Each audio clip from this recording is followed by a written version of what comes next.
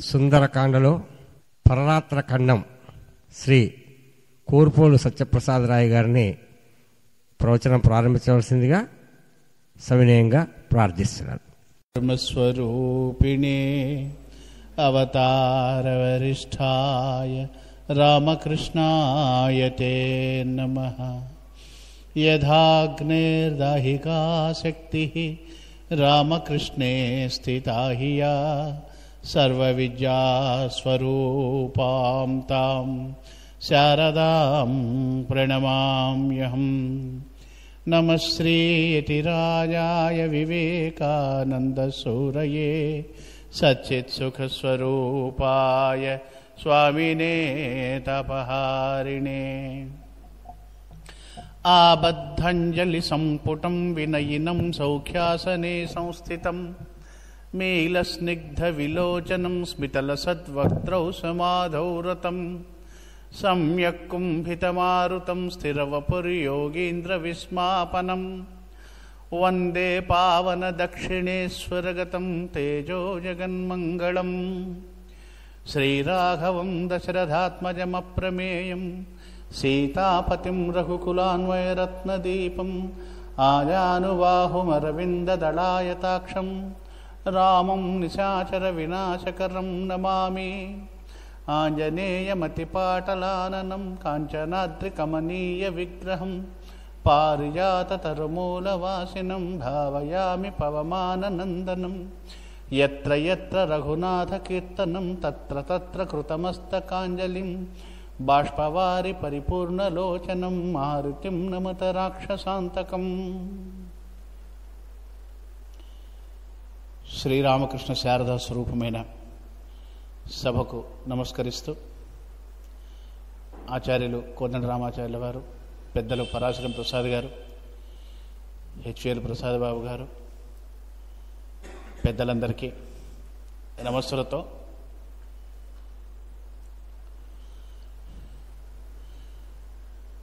పరమానందదాయకమైనటువంటి సుందరకాండలో హనుమ యొక్క రామకార్య నిర్వహణ సామర్థ్యాన్ని, రామకార్య నిర్వహణ సామర్థ్య వైభవాన్ని ఆనందిస్తున్నాం మనం. నిన్నటి రోజున చాలా మనోజ్ఞంగా, చాలా నిశ్చితంగా హనుమ యొక్క తత్వాన్ని, హనుమ యొక్క భక్తిని ఆవిష్కరించారు పెద్దలు పరాశరం ప్రసాద్ గారు. సీత అన్వేషణ తత్పరుడైనటువంటి హనుమ అంతఃపురాన్ని వెతికిన తరువాత అశోకవనంలో ఈరోజు ప్రవేశిస్తున్నాడు. ఈ పరరాత్ర ఖండంలో స్వామి హనుమస్వామి అశోకవనంలో ప్రవేశించడం, అశోకవనంలో వెతకడం, సీతమ్మను సందర్శించటం, ఈయన చూస్తూ ఉండగానే రావణాసురుడు వచ్చి సీతమ్మతో చాటువులు మాట్లాడడం, ఆయనకు సీత సమాధానం చెప్పడము, ప్రభాత వర్ణనము, అలాగే త్రిజట యొక్క స్వప్న వృత్తాంతము, ఇది నేటి కథాంశం. కథా సంఘటనల కంటే పాత్రల అంతరంగ ఆవిష్కరణ చాలా అమోఘంగా చేస్తారు విశ్వనాథ సత్యనారాయణ గారు. ఈ పరరాత్ర ఖండంలో శ్రీలలిత భక్తి భాజన మూల కరతలంచదన్న పూర్ణాదేవి పాలిత గృహ సంభారక వేలానవగత నిరంత భిక్షూయ భవా అని తన ఇష్టదైవమైనటువంటి విశ్వేశ్వరుని ప్రార్థించి కథను ప్రారంభం చేస్తాడు. అశోకవనాన్ని ప్రవేశించినటువంటి ఆ హనుమను స్వామీరి అని సంబోధిస్తారు. మునిభావంబున చేరినట్టి కపికిన్, స్థితప్రజ్ఞుడై ఏ వికారాలు లేకుండా ఒకానొకమైనటువంటి దివ్యమైన భూమికలో అవికారమైనటువంటి స్థితిలో అంతఃపుర స్త్రీలని చూసి సీతమ్మ కనపడక కొంత నిర్వేదానికి లోనై ముందుకు సాగుతున్నటువంటి ఆ కపీశ్వరుడి భావాన్ని మౌని భావము అన్నాడు విశ్వనాథ. నారాముడు అనేటువంటి ఒక గ్రంథంలో ఆయన చెప్తూ నాకు కోదండాన్ని ధరించిన రాముడు సీతాలక్ష్మణ సమేతుడై పాదపద్మాల చెంత వినమ్రంగా కూర్చున్నటువంటి హనుమతో కలిసి ఉన్నటువంటి శ్రీరామచంద్రుడు చాలా తరచుగా నాకు ధ్యానంలో దర్శనమిస్తారు. కానీ ఆ దృశ్యం ఎక్కువసేపు నిలవదు. రాముడు అంతర్ధానం అయిపోతాడు, హనుమయ్యే ఎక్కువసేపు నా హృదయ ఫలకం మీద అలా స్థిరంగా ఉంటాడు. ఇది స్వామి నాకు ఇచ్చిన ఒకానొక అనుభూతి అని అంటూ రామాయణ కల్పవృక్షాన్ని తాను ఏ దృక్కోణంతో రాశారో అర్థం చేసుకోవడం కోసం నారాముడు అని ఒక గ్రంథాన్ని రాశాడు విశ్వనాథ సత్యనారాయణ గారు. అందులో ఆయన శీర్షికలు పెట్టాడు. బాలరాముడు, కోదండరాముడు, జానకిరాముడు, పట్టాభిరాముడు, ఇట్లా శీర్షికలు పెట్టాడు. అంటే అసలు హనుమలో విశ్వనాథే పరకాయ ప్రవేశం చేశారేమో అనిపించేంతగా హనుమ యొక్క వైభవాన్ని ఆయన వర్ణిస్తారు. కావ్యాన్ని నిర్మించేటప్పుడు స్థితప్రజ్ఞుడైనటువంటి కవి, ఋషిత్వాన్ని పొందినటువంటి కవి ఏం చేస్తాడంటే మంచి చెడు రెండింటినీ కూడా చాలా స్పష్టంగా, చాలా ఉదాత్తంగా, అంటే ఎంత చక్కగా ఎంత స్పష్టంగా చిత్రిక కట్టాలో అంత చక్కగాను బొమ్మ కట్టి చూపిస్తాడు మనకి. మంచిని చెడుని చాలా ఉదాత్తంగా చిత్రించడం వల్ల చెడు మీద మంచి యొక్క విజయం చాలా స్పష్టంగా మన మనస్సులో ముద్రితమవుతుంది. అనేకమైనటువంటి దృక్కోణాల్లో ఈయన అనేక సందర్భాల్లో వర్ణన చేసినట్టు మనకు అనిపిస్తుంది. సరే, ముని అయినటువంటి ఆ సామీరి ఆ తోటలోకి రాగానే పులకించినటువంటి ఆ తోట ఆయనకు స్వాగతం పలికినట్లుగా అనిపించిందట. పవనశ్రీధూత శాఖాంచల స్వరమై స్వాగతనిచ్చే చల్లని హాయిని కూర్చేటువంటి గాలి తెమ్మెల్ల ఆయనకు శరీరానికి హాయిని కలిగించాయి. అట్లాగే ఆ 9 ఝంకారాలు కూడా స్వామికి చక్కటి సంగీతంతో స్వాగతం పలికించినట్టుగా వచ్చాయి. తోట సమస్తం కూడా వనగతుడై వచ్చినటువంటి ఒక మహాసాధువును దర్శనం చేసుకోవాలనేటువంటి ఒక ఉత్సుకతతో హనుమ యొక్క సమీపానికి వచ్చినట్టుగా ఈయన భావన చేస్తాడు. ఆ తోట ఎట్లా ఉన్నది అంటే ఎంత కోట ఉన్నదో అంతది ఆ అశోకవనం, అంత విస్తారంగా ఉంది. కోట ఎంత వెడల్పుగా ఉందో ఆ తోట కూడా అంత వెడల్పుగా ఉన్నది. చాలా పెద్దది. చాలా దట్టమైనటువంటి వృక్షాలు ఉన్నాయి, చాలా రకాలైనటువంటి వృక్షాలు ఉన్నాయి. విచిత్రం ఏంటంటే కాంతారంలాగా గజిబిజిగా అల్లిబిల్లిగా అల్లుకొని ఎక్కడికెక్కడ దారి కనపడకుండా కాకుండా అది విహరించడానికి వీలుగా ఆహ్లాదాన్ని కలిగించే రీతిగా చక్కగా వరుసల్లో అమరి ఉన్నాయి ఆ చెట్టాలని. దాన్ని చూస్తే హనుమకు అనిపించిందట, పతి కనరామిచే విరహభావ విషణ్ణత చేసి భూషణ ప్రతతులు రాల్చినట్లు తరురాది లతాంతములెల్లా రాల్చడం. అంటే సీతమ్మ హృదయం నిండా విరహమే ఉంది. ఆమె వేదనంతా రామ విరహమే. సీతమ్మ యొక్క విరహ వేదనను ప్రతిఫలిస్తున్నదా అన్నట్లుగా తోట అంతా కూడా విరహభావ విషణ్ణత వల్ల ఎట్లయితే ఉందో భూషణ ప్రతతులు ఆమె వదిలివేసింది కదా, అట్లా ఆ వన సమూహంలో, ఆ వనంలో ఉన్నటువంటి చెట్లన్నీ కూడా ఆ పుష్పాన్ని రాల్చివేశాయి, ఆ లతల్ని కూడా కిందికి రాల్చేశాయి అన్నట్లుగా. అంటే మనసులో ఉన్నటువంటి విరహం, సీతమ్మ హృదయంలో ఉన్నటువంటి విరహము ప్రత్యక్షంగా హనుమ చూస్తున్నాడు. హనుమ ఋషి ఎందుకైనాడంటే మునిభావాన్ని పొందాడు. సీతమ్మ ఎంత విరహాన్ని అనుభవిస్తుందో ఈయనకు ఒక స్థాయిలో అనుభవానికి వచ్చేసింది హనుమకి. అంతర్నేత్రంతో చూస్తున్నాడు. ఆ తోట కూడా అట్లాగే విరహంతో బాధపడుతున్నట్లుగా ఈయనకు కనిపిస్తోంది. ఎంత దుఃఖంగా ఉందన్నమాట. ఎట్లా అంటే వెన్నెల కాస్తోంది తోటలో, ఒక్కో చోట చెట్టు దట్టంగా ఉండటం వల్ల అక్కడ వెన్నెల ప్రసరించట్లేదు, అక్కడక్కడ చీకటిగా ఉంది, ఒక్కో చోట బాగా వెలుతురుగా ప్రసరిస్తోంది. వెన్నెల ప్రసరించకుండా ఉన్నటువంటి చోట్ల మహాంధకారంగా ఉన్నట్లు, కాస్త ఆ చీకటి విచ్చుకొని వెన్నెల కనిపించిన చోట్ల కాస్త దుఃఖం ఉపశమించినట్లుగా కనిపిస్తుంది అన్నమాట. మొత్తానికి ఆ వనలక్ష్మి అంతా కూడా దుఃఖాన్ని పొందుతున్నట్లుగా ఆయన కనిపించిందట. తోట మొత్తం కూడా దుఃఖంలో ఉన్నట్టుగానే కనిపించింది. కనిపించి ఒక మాట అనుకుంటాడు ఈయన. కవి అంటాడు, ఒక తపోలక్షణంబుండు ఉజ్వలాత్మలందు అభివ్యాప్తమై పోల్చునద్ది బహుళ పరిసరంబులందు సమతప ప్రభావ లక్షణము కలుగు మృదుజీవులను స్పృశించు. తపస్సంపన్నుడైనటువంటి వాడికి, అంటే బాగా అంతర్దృష్టి అలవాటై తపస్సంపన్నుడైనటువంటి వాడికి ఒక తపో లక్షణం ఉంటుంది, ఒక సునిశ్చితమైనటువంటి దృష్టి ఉంటుంది, ఒక అత్యంత సంవేదనాశీలమైనటువంటి ఒక గుణం ఉంటుంది, ఒక అంతరంగం ఉంటుంది, ఒక ఇంద్రియ లక్షణం ఉంటుంది. అది పరిసరాల్లో కూడా ఉంటుంది. సమానమైనటువంటి తపశక్తి సంపన్నులైనటువంటి వ్యక్తులు ఎవరో ఉన్న చోట ఆ తపో లక్షణము, ఆ తపశక్తి పరిసరాల్లో వ్యాపించి ఉంటుంది. సమ తప ప్రభావ లక్షణము గలుగు మృదు జీవులను స్పృశించు. అలాంటి సమానమైనటువంటి తపస్సంపన్నమైనటువంటి వ్యక్తులు కానీ, ఆ సంవేదనా లక్షణం ఉన్నటువంటి వ్యక్తులు, జీవులు ఎవరైనా ఉంటే ఈ సంవేదన వాళ్ళని స్పృశిస్తుంది అంటారు.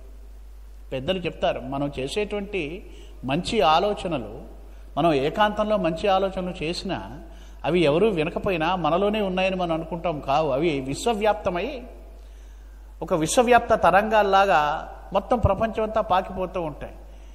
ఈ మంచి సమానమైనటువంటి భావ సంపద కలిగినటువంటి ఎవరో ఒకళ్ళు ఈ యొక్క భావాల్ని అందిపుచ్చుకుంటారు. ఇది ప్రకృతి యొక్క లక్షణం. కనుక ఒక ఉజ్వలమైనటువంటి అనిర్వచనీయమైన భావం ఏదో, తపస్సంపన్నమైనటువంటి భావం ఏదో ఈ ప్రకృతిలో కనిపిస్తోంది. అందుకనే అన్నట్టుంది, ఈయనకు అనిపిస్తుంది, నేను ఈ దిశ నుంచే వచ్చాను,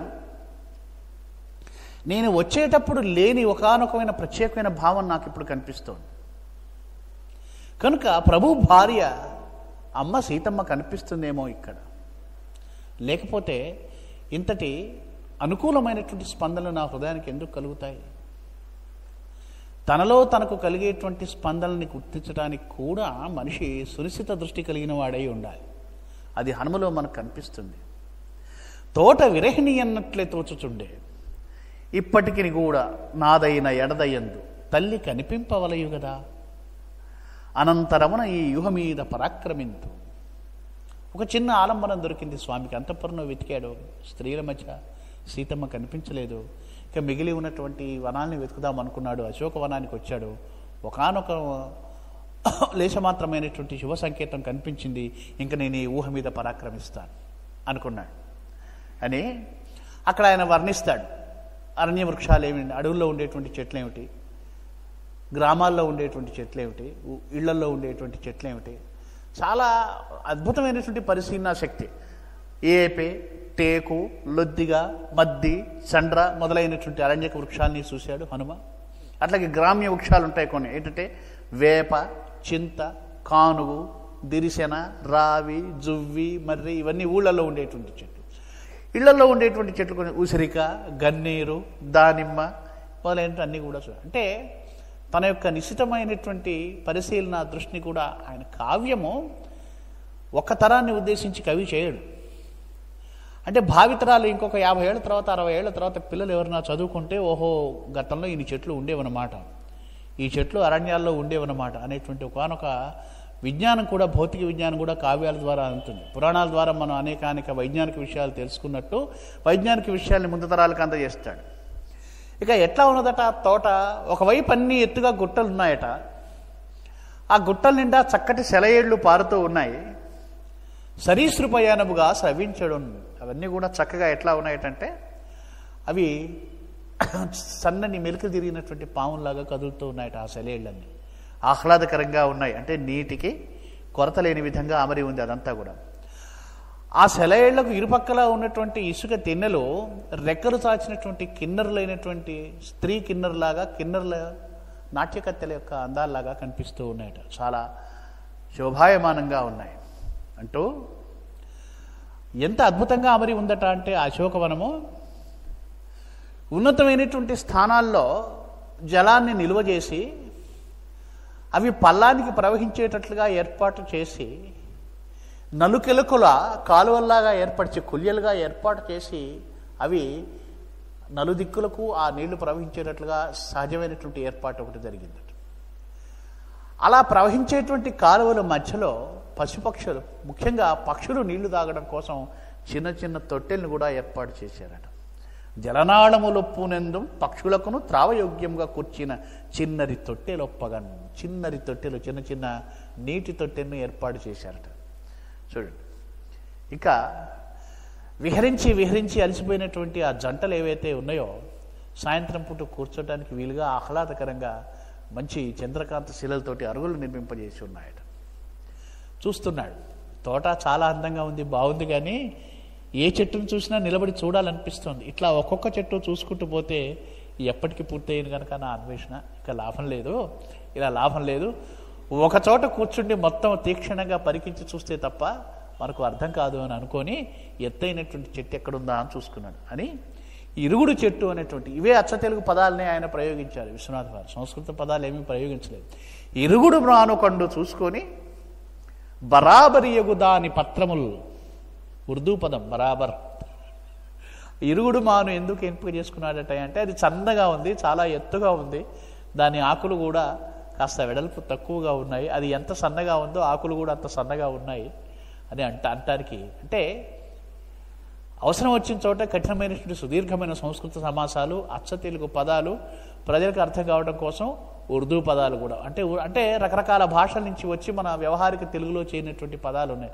అన్నీ కూడా ఆయన నిస్సంకోచంగా హాయిగా ఉపయోగించుకున్నాడు. ఆ బరాబరి పత్రములు కలిగినటువంటి దాన్ని ఆ ఇరుగుడు మాని మీదకి హాయిగా కూర్చున్నాడు. చూస్తే కనియన్ వానరలోక దుర్జటి తటాకంబొండు దూరంబునందున వృక్షంబున నుండి వేయురుకుచుందో నర్ధచంద్ర ప్లుతింజని కంచన్ సరసిన్ మసార సుషమా ఛాయా మనోజ్ఞాంబురాసిని జ్యోత్స్నాలహరి చకచ్చకదతి స్నేహ ప్రకాశకృతి. వెన్నెల కిరణాలు ప్రసరిస్తూ ఉంటే అలా చకచ్చకలాడుతూ నీటి లహరుల చేత సంపన్నంగా ఉన్నటువంటి ఆ యొక్క కాసారాన్ని చూశాడు. చూసి ఈయన అనుకుంటున్నాడు, ప్రకృతి ఆ వృక్ష చేయాలన్నీ, ఆ చుట్టూ ఉన్నటువంటి అనేక వృక్షాలన్నీ కొమ్మలు వాల్చి ఆ తటాక మీద వాలి ఉన్నాయట. ఆపద పొందినటువంటి వాళ్ళందరూ కూడా ఆపన్నులైనటువంటి వాళ్ళు ఆశ్రయం కోరి శరణు వేడినట్లుగా వాటన్నిటికీ ఆశ్రయిస్తున్నట్టుగా ఉందట ఆ తటాకం. అంటే ఒకానొక దృశ్యాన్ని చూడగానే అనుకూలమైనటువంటి భావాలు, సాత్వికమైనటువంటి భావాలు, దైవీ సంపన్నమైనటువంటి ప్రేమైకమైనటువంటి భావాలు కలుగుతున్నాయి. హనుమలో స్పందన కలుగుతుంది. పక్కనే ఉన్నటువంటి నీరంతా కూడా ఉప్పు నీరు, సముద్రపు నీరు కనుక నా కూతురు ఎప్పుడో ఇక్కడికి వస్తుంది, కాబట్టి పాలవెల్లి కూతురైనటువంటి నా కూతురు ఇక్కడికి వస్తుంది, ఏదో ఒకరోజు బలాత్కారంగా రావణాసురుడు తీసుకొచ్చి ఆ లక్ష్మణుని ఇక్కడ పెడతాడు, కాబట్టి ఆమెకు ఊరట కలిగించడం కోసం అని చెప్పి ముందే మూల ప్రకృతి లక్ష్మీదేవి అక్కడ ఒక తటాకాన్ని ఏర్పరిచిందా అన్నట్లుగా కనిపించిందట అని. తర్వాత ఈయన అనుకుంటున్నాడు, ధరణీజాతయు వచ్చు నచ్చటిక నిందానంచు నూహించే వానర లోకేశుడు. ఈ తటాకాన్ని చూస్తుంటే ఖచ్చితంగా దిదృక్ష చేత, అంటే అందమైనటువంటి వస్తువుని, అంటే రమ్యమైనటువంటి ప్రదేశాలని చూడాలనేటువంటి కాంక్షతో తప్పనిసరిగా సీతమ్మ ఇక్కడికి వచ్చేటువంటి అవకాశం ఉంది కనుక దీన్ని చూడాలి అనుకున్నాను. అనుకొని అక్కడ కాసేపు ఆ తటాకాన్ని చూస్తూ ప్రతీక్ష చేశాడు. సరే, తటాకం దగ్గరికి రాకపోయినా ఈ తటాకం యొక్క పరిసర ప్రాంతాల్లో ఎక్కడో చోట సీతమ్మ ఖచ్చితంగా ఉంటుంది అని అనుకున్నట్టు. అనుకొని ఆ 20 ఎచ్చటను కనుగొందమంచు అని ఏం చేశాడు, మళ్ళీ కొంచెం నిశ్చితంగా చూశాడు. ఒక సింస్పా వృక్షానికి వెళ్ళి ఆ తటాకాన్ని చూశాడు. ఒగి ఫలించిన ఎట్లుగా నోహసేసే కడు సమీపానొక అశోకవనిగంచు. అశోకవనం కనిపించింది. అన్ని అశోక వృక్షాలు ఉన్నటువంటి వనం కనిపించింది ఆ తటోకానికి పక్కనే. అది ఎలా ఉందట, పంట తిరిగిన వరి పైరు పగిది చంద్రికా వలక్షీకృత కిసాలకముల దాని. పంట తిరిగినటువంటి వరి పైరు కండబడితే ఎంత సంతోషంగా ఉంటుందో అంత సంతోషంగా కనిపించిందట. బంగారు వర్ణంతో మెరిసిపోతున్నటువంటి ఒక వనం కనిపించింది. ఇక ఆయన చూడండి ఆనందంతో ఎందుకో దాని దగ్గరికి వెళ్ళాలనిపించింది. చిత్ర లంఘన విధాశ్రీలు నెరపి అంటాడు. ఆ హనుమ యొక్క లంఘనాల్ని, ఆ దూకుళ్లను చిత్ర లంఘన విధాశ్రీలు అంటాడు. ఆ అందాన్ని ఎలా వర్ణించాలో తెలియనప్పుడు దాన్ని నామవాచకంగా మార్చి చివరిన శ్రీ అనేటువంటి శ్రీకారం పెడతారన్నమాట కవులు. విధాశ్రీ, చిత్ర లంఘన విధాశ్రీలు అని ఒక గడుసైనటువంటి ప్రయోగంతో చేశాడనమాట. వెళ్ళి ఒక చెట్టు మీదకి దూకాడు ఈయన చూద్దామని. ఈయన వెళ్ళగానే ఈయన ప్రవేశించినటువంటి అలికిడికి నిద్రపోతున్నటువంటి ఆ యొక్క పక్షులన్నీ కాస్త మేలుకున్నాయట. కలకల స్వనం చేస్తూ మేలుకొని ఈయన చూశాడు. చూసి మళ్ళీ హాయిగా ఏం మాట్లాడకుండా నిశ్శబ్దంగా పక్కకు వెళ్ళి వేరే కొమ్మ మీద తొంగున్నాడు. అంటాడు, ఏమంటాడంటే, సుప్తికయ్యొదిగడు సాధు జీవముల కుల్కవు పక్షులు కాననంబులను. సాధు పురుషులు, సత్పురుషులైనటువంటి వాళ్ళు ఎవరైనా వస్తే వాళ్ళ స్పర్శకు పక్షులు ఎప్పుడూ భయపడవు. నిద్రాభంగమై శబ్దమై చేశాయి కానీ నిర్భయంగా పక్కకు వెళ్ళి వేరే కొమ్మ మీద విశ్రాంతి తీసుకున్నాయి. లేకపోతే ఎంత కల్లోలం చేసి ఉండేవి పక్షులు. హనుమ యొక్క సాధుత్వాన్ని ప్రకృతి ఎలా స్వీకరించిందని చెప్తాడు.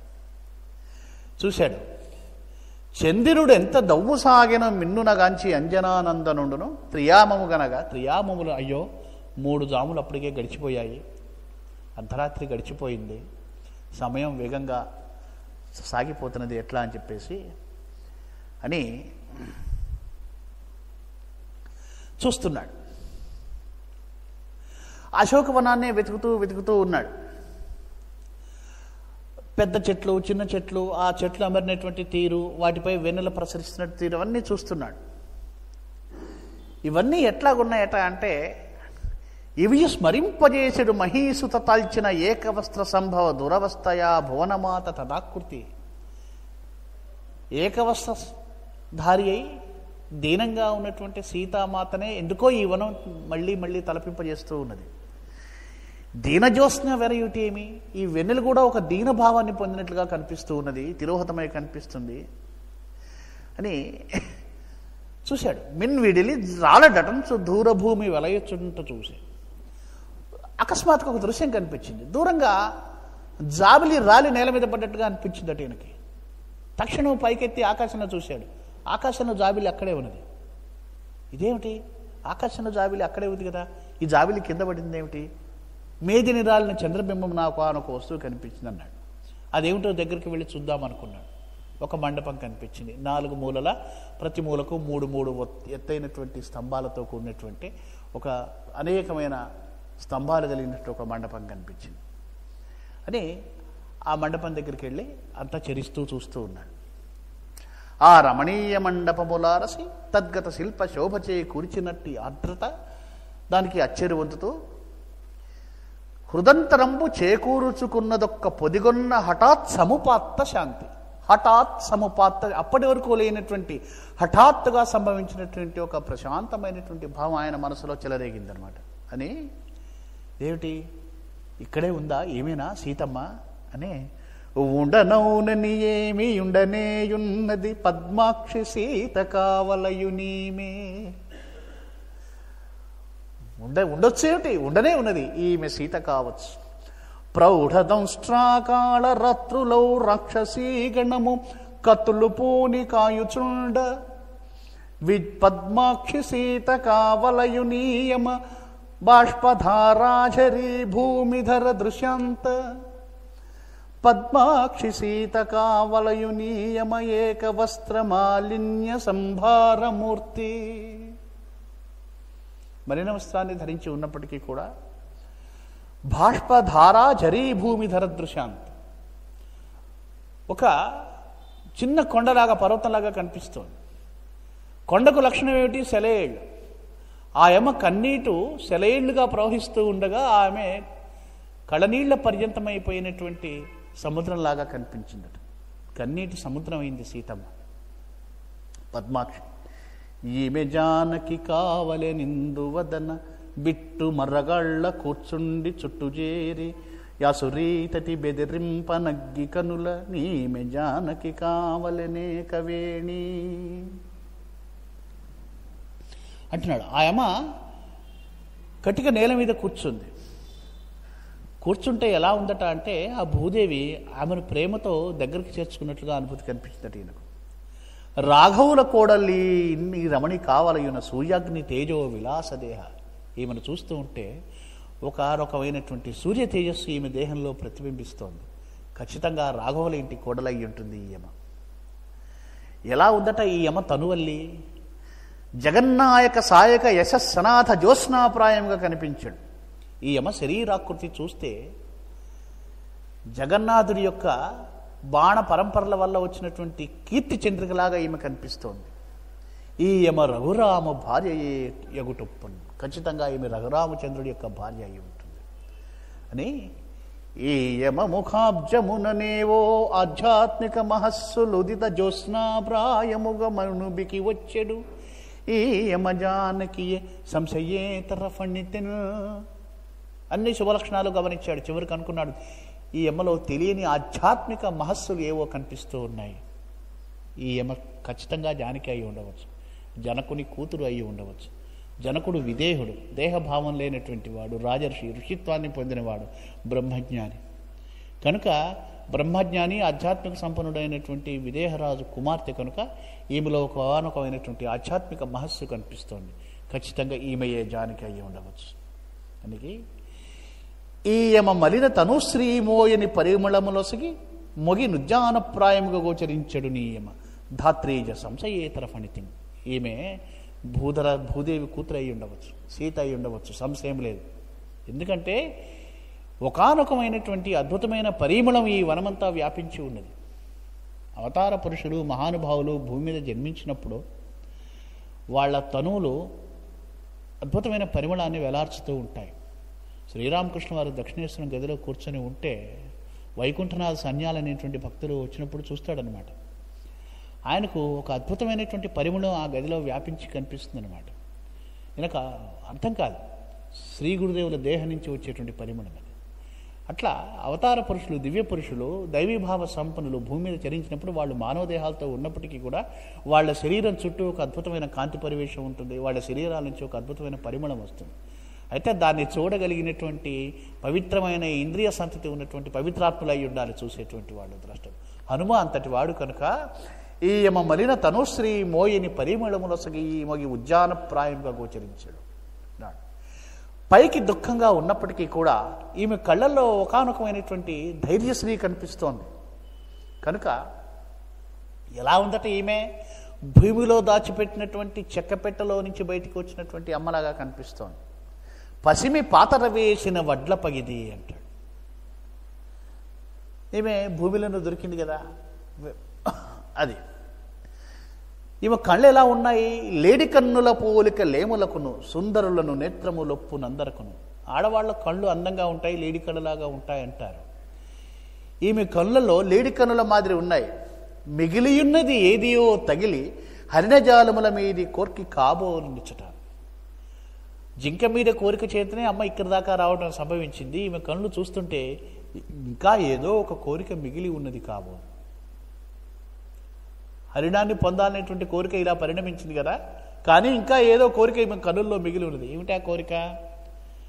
రావణకుల వినాశనం అనేటువంటి కోరికను రాముడి చేత సంపన్నం చేయటానికి సిద్ధంగా ఉన్నటువంటి అమ్మ ఆయమ కథానాయిక. సీతాయా చరితం మహత్త భావి కథను సూచన చేస్తున్నాడు కవి. ఏ నగలం విజూచితినో ఈమె శరీరమునందు భూషణ స్థానములవ్వి శూన్యమగు దానికి దోడు ప్రమాణ లక్షణం బైనను నూహలోని కొలతై సరిపోయెడునట్లు తోచెడున్ జానకి ఈమె ఏయగును సంశయ భావ విదారకంబుగా. చూడండి, సమయస్ఫూర్తి, బుద్ధిమతాం వరిష్టం. వాతాత్మజం వానరయూథ ముఖ్యం జితేంద్రియం బుద్ధిమతాం వరిష్టం. ఆ రోజు కిష్కిందలో నగల మూటను చూసినప్పుడు రామలక్ష్మణులు ప్రతిసారి కలిసినప్పుడు ఆ నగలన్నీ చూశాను. అవి గుర్తుపెట్టుకున్నాడు హనుమ. ఇవి తాటంకము, ఆ హారము, కాళ్లకు ఉండేటువంటి నూపురాలు ఇత్యాదులన్నీ. ఏ ఏ నగలు చూశానో ఆ నగల యొక్క స్థానాలన్నీ ఒంటి మీద ఖాళీగా కనిపిస్తున్నాయి. కనుక ఈ నగలు ఆమెవే అయి ఉండవచ్చు. దానికి తోడు ప్రమాణ లక్షణంతో కూడా ఊహలోని కొలతై సరిపోయేడునట్లు తోచడు. ఎలా అయితే సీతమ్మ ఉంటుందని నేను ఊహించాను, అనుమాన ప్రమాణం చేత కూడా ఈ అమ్మ అట్లాగే కనిపిస్తోంది. కనుక ఖచ్చితంగా ఈమె సీతమ్మ అయి ఉంటుంది అనుకుంటాను అని చూస్తే అన్ని చాలా నగలు లేవు, కానీ ఆమె యొక్క చూడామణి కనిపించింది, శిరస్సులో ఉంచుకునేటువంటి ఆభరణం. ఈ చూడామణిని ధరించడం అనేటువంటిది మైథిలీ రాజ్యంలో ఉండేటువంటి పుణ్య స్త్రీల సదాచారం. ఇది విన్నాడు ఈయన. మనిషికి అనేకమైనటువంటి విషయాలు తెలిసి ఉంటాయండి. ఆ తెలిసిన దాన్ని ఊరికే సందర్భం లేకుండా ప్రకటించడం కాదు. సమయం వచ్చినప్పుడు తనకు తెలిసినటువంటి విషయాన్ని స్ఫురణ తెచ్చుకొని దాన్ని సమన్వయం చేసుకొని ఆ సందర్భానికి ఉపయోగించుకోవడం, ఇది సమయస్ఫూర్తి అన్నమాట. బుద్ధిమతాం వరిష్టం అంటే ఇది. ఇందుకని ఇన్ని కారణాల చేత ఆయన్ని బుద్ధిమతాం వరిష్టం అన్నారు పెద్దలు. ఆయన ఎప్పుడో విన్నాడు, అది గుర్తొచ్చింది. కనుక మైథిలావని భామలు తాల్చుచుందురు ఇటువంటివి పుణ్యస్థితులు ధరియంతురు. కనుక ఈ యమ మైథిలుల ఇంటి ఆడపడుచు అయ్యి ఉంటుంది అని. ఇంకొక ఎంత సున్నితమైనటువంటి దృష్టి చూడండి, ఎంత ఉన్నతమైనటువంటి సంస్కారము, చాలా ప్రగాఢమైనటువంటి తపోనిష్ట మాత్రమే ఉన్నటువంటి వాళ్ళు ఈ రకమైనటువంటి నిశ్చితమైనటువంటి దృష్టితో చూడగలుగుతారు మనుషుని. చెప్తున్నాడు, ఈమె కళ్ళల్లో ఒకానొక విప్పు, కనులందును విప్పు అంటే ఒకానొకమైనటువంటి ఒక వెలుగు. అది ఎలాంటి వెలుగు అంటే ఒక లక్షణము, ఆశ్చర్యకరమైనటువంటి మహాపరాక్రమ సంపన్నములైనటువంటి విషయాల్ని, దృశ్యాన్ని చూచి చూచి అలవాటైపోయినటువంటి ఒక సంగతి కనిపిస్తుంది. కేవలం అబ్బురంబు కలిగించు కృతివ్రజ నిత్య దర్శనంపై విలసిల్లు నొక్క కనులందలి విప్పును సహజమై ఒకానొక అద్భుతమైనటువంటి దర్శనం కలిగింది అనుకోండి, ఎప్పుడో జీవితంలో ఒకసారి చూస్తాం అట్లాంటిది. అలాంటి అద్భుతమైనటువంటి దృశ్యాల్ని అనేక మార్లు చూసి చూసి అలవాటైపోయినటువంటి ఒకానొక కంటి వెలుగు, ఒక లక్షణము చాలా సహజమై ఈ యమ కళ్ళలో కనిపిస్తోంది. కనుక ఈమె రఘూద్వహు భార్య అయి ఉంటుంది. రాముడు అమేయ పరాక్రమ సంపన్నుడు కనుక నిరంతరము ఆయన యొక్క తన కోదండ కళా విన్యాసం చేత సీతమ్మను అబ్బురపరిచేటువంటి మహత్కార్యాలు ఎన్నో చేశాడు. అవన్నీ చూసి చూసి ఆ పరాక్రమాన్ని చూసి చూసి అలవాటైపోయింది. కనుక ఒక మహాపరాక్రమవంతుడైనటువంటి వీర పురుషుడి భార్య కాబట్టే ఆమెకు, అంటే ఆమె అబ్బురాన్ని పొందట్లేదు. అలాంటి ఒక ప్రత్యేకమైనటువంటి వెలుగు ఈ యమ కళ్ళల్లో కనిపిస్తుంది. అంటే హనుమంతుడి యొక్క దృష్టి ఎంత నిశ్చితంగా ఉందో ఊహించుకోండి. అంత నిశ్చితంగా చూడగలిగాడు విశ్వనాథ వారు. చీరచించి నగలు చేరిచి ముటగా కట్టె నాడు విడిచె కమల నెత్ర నాడు కృత చీర నేడు ప్రావడ్డది అది ఇది ఎటన్న ఎట్లు తోచు. సీతమ్మ తన కొంగును చించి నగల్ని మూటగట్టింది వెళ్ళేటప్పుడు. కనుక ఆ వస్త్ర శకలం ఆధారంగా ఆ రోజు చీర, అమ్మ కట్టుకున్నటువంటి చీర ఇదే, అది కొత్తగా ఉంది, ఇది పాతపడింది, 10 నెలల సమయం గడిచిపోయింది కదా, కనుక అదే ఇది అయి ఉండవచ్చు అని ఇట్లా అనుకున్నాడు అని ఒక అద్భుతమైన వచనం చెప్తాడండి ఇక్కడ. విలోచన సమన్మీలన చారితార్యభూత తనూయష్టి కపి పరమేష్టి. విలోచన సమున్మీలన చారితార్యభూత తనూయష్టి అంటే తన శరీరము, తన అవతారము, తన యొక్క జన్మ చరితార్థతను పొందినటువంటి ఆ కపి పరమేష్టి, కపి రూపంలో ఉన్నటువంటి ఆ బ్రహ్మ.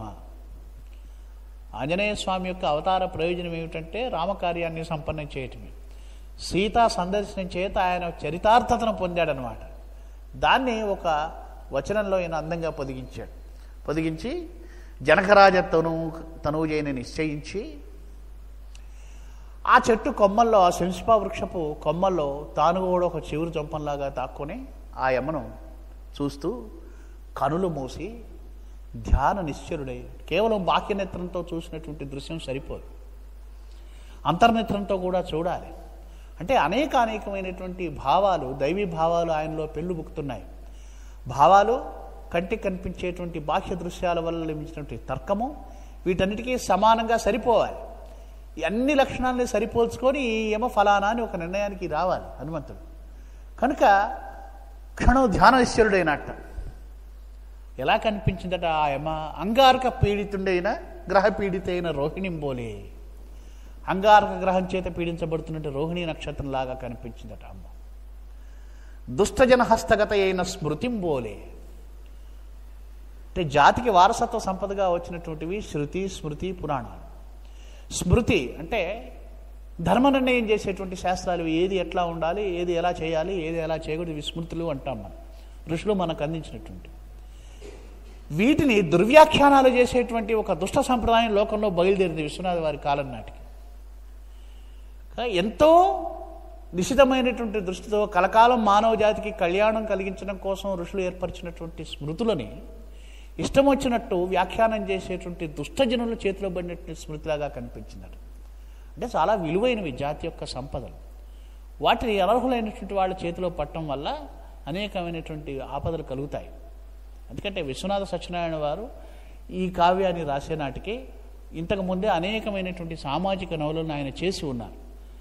అంటే ఆర్షమైనటువంటి మన భారతీయ సంస్కృతి మన మీద దండెత్తి వస్తున్నటువంటి పాశ్చాత్య సంస్కృతి ప్రభావానికి మగ్గిపోయి అనేకమైనటువంటి పెడధోరణులు సమాజంలో బయలుదేరుతున్నప్పుడు ఆయన ఈ నాగరికతల పరిణామంలో మనం కోల్పోతున్నటువంటి అమూల్యమైనటువంటి ప్రాచీనమైన విలువల యొక్క గొప్పదనాన్ని ఆయన ఎలుగెత్తి చాటినటువంటి మహనీయుడు. అయ్యో మనం చాలా విషయాలను విలువైన వాటిని కోల్పోతున్నారా అబ్బాయిలు, మీరు వీటిని గమనించండి అని చెప్పి ఒంటరి అయి ఎలుగెత్తి ప్రత్యర్థుల ఎదుట మేరునగ ధీరుడై నిలబడి ఎలుగెత్తి చాటినటువంటి మహామేధావి. ఆ సంవేదన కూడా ఉంది విశ్వనాథ సత్యనారాయణ గారిలో. ఆయన అందుకంటున్నాడు, దుష్టజన హస్తగత అయిన స్మృతింబోలే, ఎవడికి ఏది తోస్తే అదే ఇది ధర్మశాస్త్రం అని చెప్పేటువంటి వాడు దుష్టుడు అనమాట. అట్లా ఉందట సీతం. విహత అయిన శ్రద్ధం బోలే, శ్రద్ధ అంటే నచికేతుడు గుర్తిస్తాడు. శ్రద్ధ మోక్ష హేతు అవుతుంది, సత్కార్య హేతు అవుతుంది, మహత్కార్య సిద్ధికి కారణమవుతుంది. శ్రద్ధ విహతమైపోతే సర్వము నాశనం అయిపోతుంది. విహత అయిన శ్రద్ధ బోలే, సోపసర్గ అయిన సిద్ధింబలే, అపవాద లగ్న అయిన కీర్తి వలే. అద్భుతమైనటువంటి కీర్తిని సంపాదించుకుని ఏదో ఒక చిన్న చెడ్డ పని చేసి అపకీర్తిని సంపాదించుకున్నాడు అనుకోండి, ఇదంతా తుడిచిపెట్టుకుపోతుంది. ప్రతిపది అయిన విద్య వలే, వేద విద్యను అభ్యాసం చేసేటువంటి వాళ్ళకు నియమం ఉంటుంది. పాడ్యమి రోజు అమావాస్య, చతుర్దశి, అమావాస్య ముందు చతుర్దశి, అమావాస్య, పాడ్యమి, ఈ 3 అనధ్యయనాలు అంటారు. అంటే కొన్ని తిథులలో వేదాధ్యయనం, అంటే విద్య అంటే వేద విద్యే ఆయన దృష్టిలో, ఆర్షుల దృష్టిలో. కనుక పాడ్యమి నాడు ఆమ్నాయం చేసినటువంటి వేద విద్యలాగా, అంటే అనధ్యయన దినాలలో వేదాన్ని అభ్యాసం చేస్తే అది అందకుండా పోతుందన్నమాట, అది శోభిల్లదు, అది రాణించదన్నమాట. కనుక ప్రతిపత్తి నాటు అభ్యసించబడిన విద్య వలె, ప్రతిపది అయిన విద్య వలె, సంస్కారహీనయే అర్థాంతర్గతి అయిన వాణిని బోలే, సంస్కారం లేకుండా మాట్లాడేటువంటి మాట వలె. వాక్కు చాలా పదునైనది.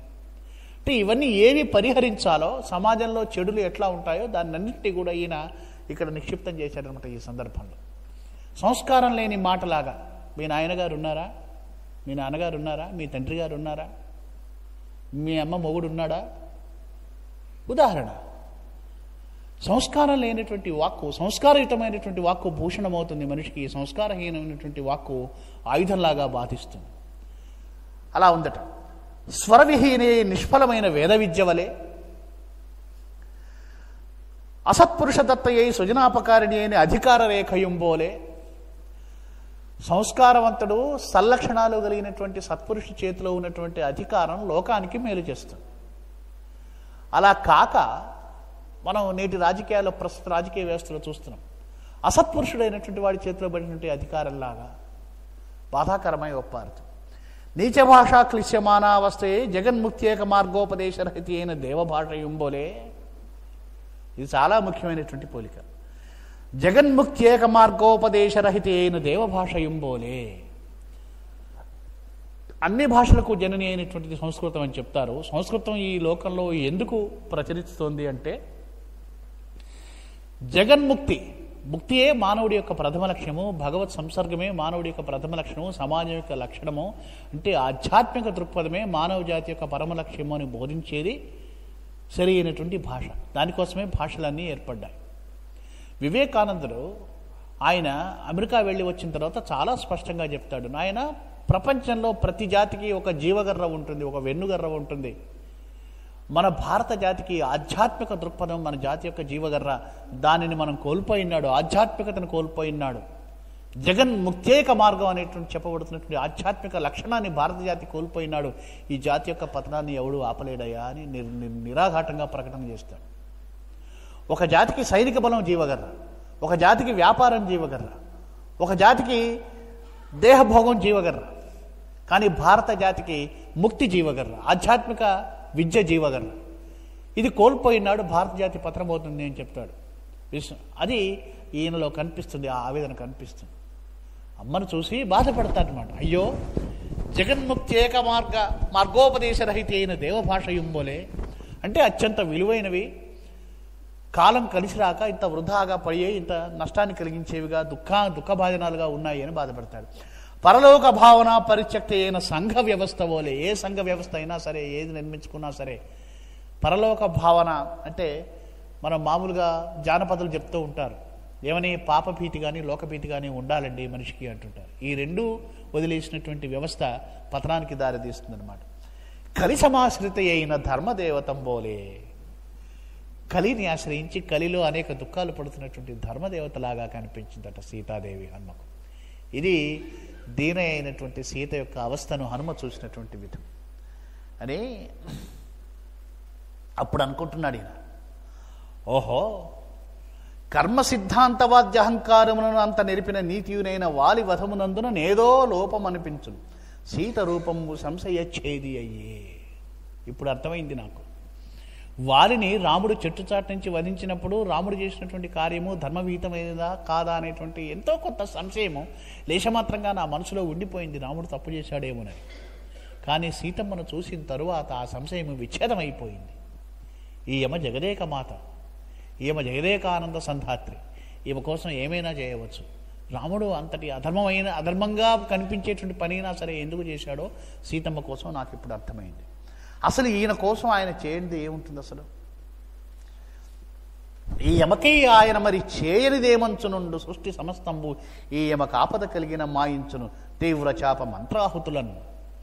సీతను చూసిన తర్వాత అనిపిస్తుంది, ఈ యమకు ఏ కొంచెం ఆపద కలిగినా కేవలం ఒక్క మనిషిని కాదు, తన వద్ద ఉన్నటువంటి తీవ్రమైనటువంటి మంత్రయుతమైనటువంటి చాప శక్తితో సమస్త సృష్టిని కూడా భస్మం చేసినా కూడా అది న్యాయమే అనిపిస్తుంది.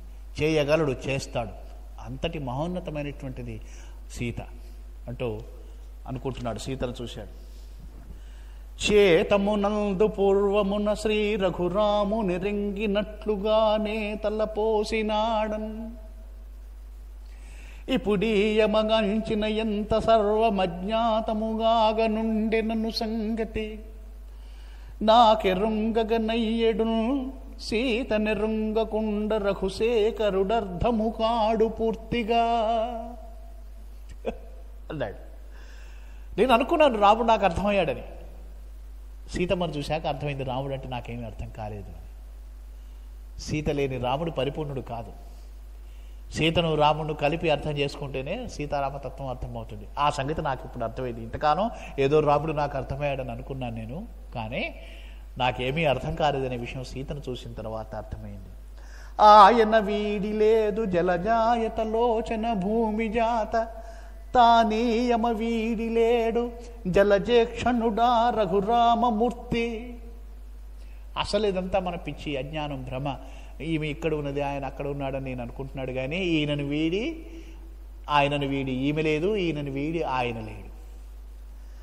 ఈతో యధియేయ భావమైతో చెడు మత్పరిలంఘితంబు దైతేయ వినిర్మితంబు పరిధీకృత వైదిక భావమూర్తి అయి.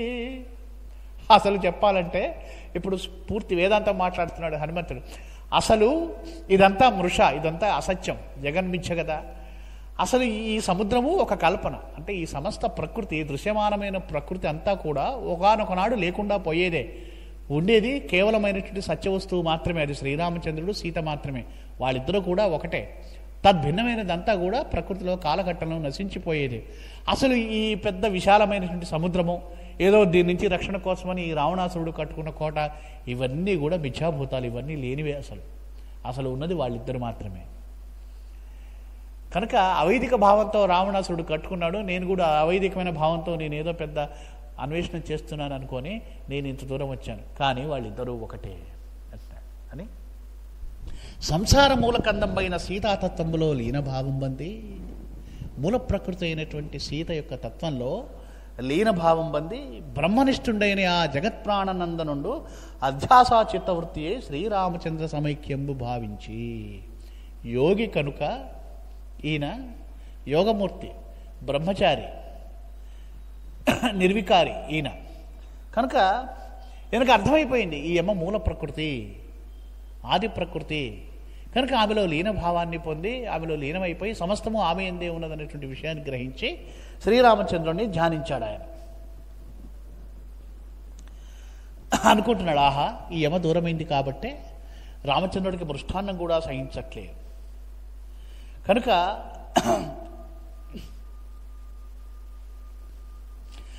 అశోక శాకాంతలీనుడైనాడు. ఇలా ఆలోచించుకుంటూ ఉన్నాడు. వీళ్ళిద్దరికి అద్వైతాన్ని ఆయన చూస్తున్నాడు. చూశాడు, చంద్రుడు వెనకపట్టు పడుతున్నాడు, వెన్నెలు తగ్గుతోంది. ఆ మండపం అంతా క్రమంగా చీకట్లు వ్యాపిస్తున్నాయి. యమ కూర్చున్న ఒక్క చోట మాత్రము వెన్నెల అట్లాగే వెలుగుతూ ఉంది. చూశాడు, చంద్రబింబం జలధిలో మునిగిపోతుంది, అస్తమిస్తోంది. దాన్ని వర్ణిస్తున్నాడండి. చేదుబింబమిద్ది జేజేల కూరకు పనికిరాక దూరవాగు తిరిగి రంగు మారిందనమాట. అప్పటి వరకు మంచి పండు వెన్నెలుగా తెల్లగా ఎరుపు రంగుకు తిరిగి బండి జలధిలోన బడబోచున్నది. ఆ సముద్రంలో మునిగిపోతున్నటువంటి ఒక బండిలాగా కనిపించిందట ఆ చంద్రబింబం. పెచ్చు పెరిగిపోయి విచ్చిపోయి అదే ఎరుపు విరిగి తెలుపు తిరుగుట ఉదయ లక్షణం. ఎరుపు రంగు పోయి తెలుపు రంగు రావటం అనేటువంటిది ఉదయ లక్షణం, జ్ఞాన లక్షణం అనేటువంటిది. అస్తమించేటప్పుడు ఏమవుతుంది అంటే తెలుపు పోయి ఎరుపు తిరుగుట అస్తలక్షణము. అసద్విహార సరణిద్ధి. ఆ ప్రకృతిలో ఆ చంద్రుడిని చూసినా, ఆ వెలుగును చూసినా ఆయనకి వేదాంత భావాలే ఈయన మనసులో కదలాడుతూ ఉన్నాయి. ఇట్లా చూశాడు. సీతమ్మ పరిస్థితి చూశాడు ఒకసారి. కాస్త అంటే లౌకికమైన భూమికలోకి వచ్చాడు. చుట్టూ ఉన్నటువంటి వాళ్ళు ఎట్లాంటి వాళ్ళు, సీతమ్మక్క పరిస్థితి ఏంటి? ఇది కదా సీతమ్మను ఎక్కడ కూర్చోబెట్టాడు? సీతమ్మ యొక్క స్థానం ఏమిటి ఈయన మనసులో? అలాంటి సీత ఎట్లా ఉన్నది? సీతమ్మ చుట్టూ రాక్షస స్త్రీలు ఉన్నారు. ఏమిటి వాడు చేసే పని? నత్తలు పీతల్ని తడవుకు నంచుకు తింటూ ఉన్నారు. ఎంత ఈయన ఎక్కడా వికార భావం లేకుండా చాలా స్పష్టంగా రాక్షసీ గణం యొక్క ఆహార వ్యవహారాలన్నింటినీ కూడా చాలా నిశ్చితంగా ఆయన వర్ణిస్తారు విశ్వనాథ్ వారు. వీళ్ళకి పళ్ళు దోవుకోవటము, నిత్య స్నానం అనేటువంటిది అలవాటే తెలియదు. నిత్యవర్జములు అవి వాళ్లకు. ఆ మాంసం ఈ మాంసం అనేటువంటి ఒక విచక్షణే లేదు వాళ్లకు. క్షుద్వారకమ్ముగా సర్వభక్షణము చేత లోకం పట్టని ఆకలిది. ఏది కనపడితే ఆ మాంసాన్ని తింటూ ఉన్నారు వాళ్ళు. సరే, తింటే తిన్నారు. విషయం ఏమిటంటే వాళ్ళ సెలవులందున, అంటే ఈ పెదవుల యొక్క అంచుల్లో పగిలి నిరంతరం ఈగలవి మూగుతూ ఉండగా వాళ్ళు తిన్నటువంటి మాంసము, ఆ కడగనటువంటి ఆ ముఖ గహ్వరాల నుంచి వాసన, చెడు వాసన విరజిమ్ముతూ ఉంది. ఆ వాసన తొలంగ పెట్టుచుండ నలిగిపోయేను చెంపకనాసు సీత. అది ఇలాంటి దుర్గంధపూయిష్టమైనటువంటి శరీరాలు కలిగినటువంటి రాక్షస స్త్రీల మధ్య ఇప్పటి వరకు మనం వర్ణించుకున్నటువంటి లోకోత్తరమైనటువంటి జగదేక మాత, లోకోత్తర సౌందర్యవతి, రాఘవుల ఇంటి కోడలు కూర్చొని ఉన్నది. ఇది పరిస్థితి. అంటే ప్రకృతిలో రెండు ఎక్స్ట్రీమ్స్ అంటాం మనం. అంటే రెండు విపరీతమైనటువంటి, ఒక చెడు, విపరీతమైనటువంటి మంచి, ఈ రెండింటినీ కూడా ఒక పక్కన పెట్టి కావ్యాన్ని నిర్మించడం అనేటువంటిది మహాప్రతిభావంతుడైనటువంటి కవికి మాత్రమే సాధ్యమయ్యేటువంటి విషయం. అది అలా చేసినప్పుడు మాత్రమే ఆ కావ్య సౌందర్యం శాశ్వతం అవుతుందన్నమాట. చేశాడు. ఇంకా ఈమె సీతమ్మ పరిస్థితి ఏమిటి? ఎప్పుడు వికార రూపములనే కనుచుండుట గల్గిన దృశా నిపుణత సన్నగిల్లు రమణీయములంగని మేలు కంచి నేర్పు సడన్. సీతమ్మ బాధ ఏమిటంటే 10 నెలలుగా ఇట్లాంటి ఈ వికారమైనటువంటి దృశ్యాల మధ్య ఉండి ఈ దుష్ట విషయాల్ని చూసి వికార రూపాలని చూడడం వల్ల చివరికి మంచి విషయాల్ని చూసినప్పుడు స్పందించేటువంటి గుణాన్ని నా కళ్ళు ఎక్కడ కోల్పోతాయో అని ఆమె బాధపడుతూ ఉంది. మిక్కిలి మొద్దుపారు ఈ నిపుణత మిక్కిలిన్ గలుగు నీరజలోచన సీత సుక్కెడం. ఇక వాళ్ళు ఒక చెవు మాత్రమే ఉన్నవాళ్ళు కొంతమంది, దూరవి మాత్రమే వినపడతాయి కానీ దగ్గర మాటలు వినపడవు. ఇదొక రకమైనటువంటి వినికిడి సమస్య వాళ్ళకి. ఇట్లా కన్నుల వినంగల పాపజాతి వంటి వారు, అంటే పాములన్నట్టు స్వభావం కలిగినటువంటి వాళ్ళు. వాళ్ళకు చెవులు ఉండవు, అసలు చెవులే ఉండవు కొంతమందికి. ఒకళ్ళకు ముఖం ఉంటుంది కానీ ముఖం మీద ముక్కు ఉండదు. అంటే ఎంత వికృతత్వం ఉండాలో అంత వికృతత్వం ఉన్నటువంటి వాళ్ళు అనమాట. కమఠ మత్స్య సర్పాకృతి గల చెవితమ్మల వారును అయిన ఆసురీ గుణంబ దశ వైదేహి అని వర్ణిస్తున్నాడు కవి. ఉదయం నిద్ర లేవగానే తీయని కోకిల పాటలు, మంగళకరమైనటువంటి గుర్రపు యొక్క సకిలింపులు, నెమలి యొక్క మంగళకరమైనటువంటి రావాలు, గోతతి, గోవులు చేసేటువంటి అంబారవాలు, భద్రమైనటువంటి ఏనుగుల ఘీంకారాలు వినటానికి అలవాటు పడినటువంటి ఈ యమ తోడేళ్ళు, ఎలుగుబంట్లు, కప్పలు వంటి భయంకరమైనటువంటి అరుపులతో ఆమె కాలం గడపాల్సి వస్తుంది. అంటే ప్రకృతిలో ఉండేటువంటి శబ్దాలు, దృశ్యాలు, వాసనలు అన్నీ దైవీ సంబంధమైనవి ఎట్లా ఉంటాయి, రాక్షసీ సంబంధమైనవి ఎట్లా ఉంటాయో రెండు కూడా చక్కగా వర్ణించి చూపించారు. సౌకుమార్యంబు చెవియందు సమసి రామచంద్ర సాన్నిధ్యముంజేరు సమయమందు బధిర అయినట్టి గృహిణిగా పరిణమింతునోయని భయం పడునులోన ఉర్వికర్య. చివరికి ఇట్లాంటివన్నీ విని విని విని రాముడి దగ్గరికి పోయేటప్పటికి నాకు చెవిటితనం వస్తుందేమోనని అన్నారట. ఇంకా వాళ్ళ రాక్షసత్వానికి పరాకాష్ఠగా వాళ్ళు ఏం చేస్తున్నారట, ఏవో ఆ మాంసం ఈ మాంసం నవిలి నవిలి మూతి దుడుచుకుంటూ చరువు లేచి పోతూ ఆ లేచిన రాక్షసి ఏదో ఇట్లా చెయ్యి పైకి తత్తే ఒక పక్షి తగిలితే ఆ పక్షిని లోపల వేసుకొని అప్పడం ఒడియం నవిలినట్టుగా నవిలి మింగి వెళ్ళిపోతుందట. ఇట్లా ఉన్నటువంటి అనే ఒక మాట అంటాడు, ఈ ఎలమి సమాన లక్షణములే కరణంబులనైన మోటువారల అనుభూతి. అంటే మనుషులు ఒకే రకంగా ఉంటారు, అవే కాళ్ళు చేతులు ఇంద్రియాలు అవే ఉంటాయి. కానీ కొంతమందివి పూర్తి మోటు లక్షణాలు ఉంటాయి, కొంతమంది పూర్తి సుకుమారమైనటువంటి లక్షణాలు ఉంటాయి. ఇట్లా ఉన్నటువంటి ఆ వ్యతిరేక లక్షణాలు ఉన్నటువంటి రాక్షసీగణం మధ్యలో పంచాగ్ని మధ్యలో ఉండే తప్పిస్తున్నటువంటి సీత మహాయోగీశ్వరి ఓనే దుఃఖ భాగేశ్వరి అయి తప్పిస్తూ ఉన్నది అని ఈయన చూశాడు. ఇంతలో ఇంకా కాస్త కాలం గడిచిపోయింది. చూస్తూ ఉన్నాడు, సీతమ్మను చూస్తూ ఉన్నాడు. వెన్నెల ఇంకా తగ్గింది. అమర అసుర కంఠరావములు సంతలు చెప్ప వేదములు సాగ గభీర మనోజ్ఞ ఘోషములు. ఇంతలోకి వేద ఘోష వినిపించింది. వీడిగా వస్తూ ఉన్నాడు. ఎవరు? రావణాసురుడు వస్తూ ఉన్నాడు సీతమ్మతో మాట్లాడడానికి. ఒక నల్లటి కాటుక పర్వతం కదిలి వస్తున్నట్లుగా ఉంది. కొంతమంది సుందరాంగులు వాడి వెంట తనని వరించి వచ్చినటువంటి భార్యలు, వాళ్ళని వర్ణిస్తాడు. చాలా శృంగార స్ఫోరకంగా వాళ్ళకి అసలు నడువులు ఉన్నాయా లేవా అన్నట్లుగా ఉన్నారు వాళ్ళు అని. రావణాసురుడి చేతిని వయ్యారంగా మోహంతో పట్టుకుని ఒకటి ఆయన వెంటనే వస్తూ ఉన్నది. కలసీముగ్ధ పయోధరలు వాళ్ళు, కణిసజంఘలు, మదనహేళలు, రత్న మాణిక్య కుండలను వెంబడి వచ్చుచు అన్నారు అని. చక్కటి అక్కడ అందమైనటువంటి సుకుమారులైనటువంటి అంటే వీడు భోగపురుషుడు కాబట్టి చాలా అందమైనటువంటి ఆ రాక్షస స్త్రీలను వెంట పెట్టుకుని వచ్చాడు. రాత్రిపూట హనుమ అంతఃపురంలో వెతుకుతున్నప్పుడు నిద్రిస్తున్నటువంటి రావణుని చూశాడు. ఇక్కడ సీత దగ్గరికి వచ్చినటువంటి రావణుని చూస్తున్నాడు. ఆ రావణాసురుడు వేరు, ఈ రావణాసురుడు వేరు. వీడు ఎలా ఉన్నట్టు ఒక 100 కాగడాలు తన చుట్టూ వెలుగుతూ ఉండగా పట్టుకొని వచ్చాడు. ఎలా ఉన్నాడు? తరుణ నీలాంజన ధరణీధరమ్ము సావయవమ్ము గమన శోభాపయోధి. ఒక నల్లని కాటుక కొండ అవయవాలు ధరించి నడిచి వస్తున్నట్టుగా ఉన్నదట. వాడి నల్లని ఆ కొండ మీద ఓ తెల్లటి మబ్బు అలంకారంగా అలా చుట్టబడి ఉన్నదట వాడి యొక్క తలపాగ.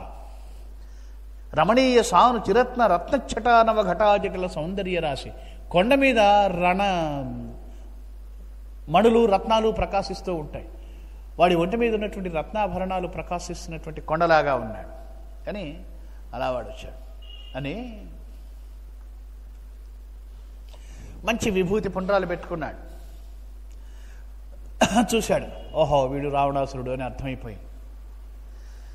అప్పుడు అంటున్నాడు, వీడు రాత్రిపూట నేను చూసినప్పుడు కనిపించినట్టు రావణాసురుడే, అట్లాగే లేడే, వేరే రకంగా ఉన్నాడే. ఏమిటి రూపం అంటే సహజమైనటువంటి రూపంతో నిద్రిస్తూ ఉన్నాడు, అందుకని కొంచెం వికృతంగా కనిపించాడు రాత్రిపూట. ఇప్పుడు వీడు ఉద్దేశపూర్వకంగా కామరూపుడై మనోహరమైనటువంటి రూపాన్ని సంతరించుకొని తన వెంట మనోహరమైనటువంటి అందమైనటువంటి స్త్రీని వెంట పెట్టుకొని వచ్చాడు కాబట్టి ఉన్నట్టు. అప్పుడు విశ్వనాథ్ వారు అంటాడు, చక్కటి మాట అంటాడు, ఒక్క క్షణంలో ఒక లిప్తలో ఒకానొక వింత అయినటువంటి ఒక నూతనమైనటువంటి భావం కలిగిందట అని. మేనిలోని నెత్తురు వాకలు వెన్నాడినట్లు మహాద్భుత విద్యా ప్రదర్శనంబుగని యొదవినా. నెత్తురు వెనక్కి నడిచినట్లుగా ఒక అనుభూతి కలిగిందట. ప్రథమాశ్చర్య రేఖ, ఏమిటిది, ఎన్నడూ లేనటువంటి అనుభూతి ఏంటి అనుకున్నాడు హనుమ. దాగికు నీయ వెంట తల్లి రుజంపములందు వెంటనే అప్రయత్నంగా ఆకుల మాటను దాక్కున్నాడు. కనిపింపక పవమానసుతుడు నిద్ది ఏమటంచు హృదయంబు లోపల వేదికి తెలిసి కొనియే భీతి అనుచు. చూడండి కాల ప్రభావం ఎంత విచిత్రమో. ఓ ఇది భయం అన్నమాట. అంటే హనుమకు కూడా భయం కలిగింది ఒకానొక క్షణంలో. ఇది అననుభూత పూర్వము, ఇంతవరకు ఎప్పుడూ కలగలేదు, ఇక ముందు కూడా కలగబోదు ఆయనకు. మది భయమొదవెనను మాట మారుతికి ఇదియే మొదలు తుదిగూడనిదియే. అదే మొదలు అదే చివరి, ఇంకా ఆ తర్వాత ఆయనకు భయం లేదు. ఎందుకు భయం కలిగిందో చెప్తాడు. అనుకుంటున్నాడు హనుమ, బ్రహ్మదేవుని చూసినప్పుడు కూడా నేను ఆశ్చర్యపడలేదు, విస్మయం చెందలేదు. పుట్టగానే మార్తాండుడి దగ్గరికి వెళ్ళినప్పుడు కూడా నాకు భయం కలగలేదు. మహాపరాక్రమవంతుడు జగదేక వీరుడైనటువంటి శ్రీరాముని ప్రథమ సందర్శనలో కూడా నాకు భయం కలగలేదు, సంభ్రమం కలిగింది. కానీ ఓహో ఇది మాయా ప్రథమ స్వరూపమైన భయము. అవిద్య మహామాయ యొక్క స్వరూపం. విద్య అవిద్య రెండు కూడా జగన్మాత యొక్క స్వరూపములు. ఈ రెండు ఆమె యొక్క విభూతులే. ఈ భయము అవిద్య యొక్క స్వరూపం. ఇది భగవంతుడికి దూరం చేస్తుంది మనిషిని. దాంతో అవిద్య కమ్ముకుంటుంది, భగవంతుడికి దూరం అవుతాడు. ఇదంతా మహామాయ యొక్క విలసనం. మహామాయ అనుగ్రహం ఉండి ఆమె కరుణిస్తే ఈ భీతి దూరం అవుతుంది, విద్య కరుణిస్తుంది. పరా విద్యా పరాజనం అంటే కనుక అవిద్యా స్వరూపమైనటువంటి ఇది అని వేదాంత పురుషుడు కాబట్టి పరమయోగి అయిన తన యందు స్ఫురింపజేసిన వాని యందు మారుతించు. ఓ వీడి దుంపదేగా, వీడు నాకు కూడా భయాన్ని కలిగించాడు అంటూ ఒక జుగుప్సాభావాన్ని కల్పించుకున్నా. వీడింతటి యోగిని అయినటువంటి నన్ను భీతి అంటే ఏమిటో తెలియని నా యందు భీతిని కలిగించాడు వీడు, ఇంత జుగుప్సాకరుడు వీడు అని చెప్పేసి వాడి యొక్క శీలాన్ని నిర్ధారించుకున్నాడు అని ఇట్లా వచ్చాడు. వచ్చాక వీడు సీత వద్దకు వచ్చి మాట్లాడుతూ ఉన్నాడు. రావణుడు మాట్లాడటానికి దగ్గరికి వస్తుంటే సీతమ్మ యొక్క పరిస్థితి ఎట్లా ఉందటంటే, హిరణ్యాక్షుడి చేత చెరబట్టబడినటువంటి భూదేవి ఎట్లా వణికిపోయిందో అట్లా వణికిపోయిందట. అది సీత యొక్క స్థితి. హిరణ్యకశిపుడు విష్ణువు ఎక్కడున్నాడో చూడరా అని తర్దించి బెదిరించి అడుగుతుంటే కాసేపు భయంతో వణికిపోయినటువంటి విష్ణు భక్తిలాగా ఉందట అమ్మ. ప్రహ్లాదుడి వలె ఉందట. ఎంతటి సమయోచితమైనటువంటి ఉపమానాలు చూడండి. బలి యొక్క దౌష్ట్యానికి మగ్గిపోతున్నటువంటి లక్ష్మిలాగా దేవతల యొక్క రాజ్యలక్ష్మిలాగా ఉందట ఆమె. కార్తవీర్యార్జునుడు బలవంతంగా ఎత్తుకుపోతూ ఉంటే ఏమి చేయాలో తోచక బికమొహం వేసినటువంటి ఆతిథ్య దేవతలాగా ఉన్నదట సీతమ్మ. ఆతిథ్య దేవత అంటే దైవీ భావాలు, సుకుమారమైనటువంటి భావాలు, మంచి లక్షణాలు అన్నీ కూడా దుర్మార్గుల యొక్క వశమైపోయినప్పుడు ఎలా బాధపడతాయో చెప్తున్నాడు అని. ఒక్కసారిగా ఉన్నట్టుండి ఒక్క పడాన నీళ్ళన్నీ ఎండిపోయినటువంటి తటాకల్లాగా అయిపోయిందట. అప్పుడు ఆ అమ్మ యొక్క స్థితి, ఆకృతి ఎట్లా ఉందో హనుమ చూసిన విధాన్ని చాలా గొప్పగా చెప్తాడు. ఇది చాలా ప్రశస్తమైనటువంటి పద్యం. విశ్వనాథ కల్పవృక్షం అనగానే ఊరు వాడ గుర్తుకొచ్చేటువంటి పద్యాలు కొన్ని ఉన్నాయి. అవతారికలో పద్యాలు, అక్కడక్కడ పద్యాలు అన్నీ కూడా చాలా ప్రసిద్ధమైన పద్యాలు ఉన్నాయి. అలాంటి వాటిలో ఇదొకటి.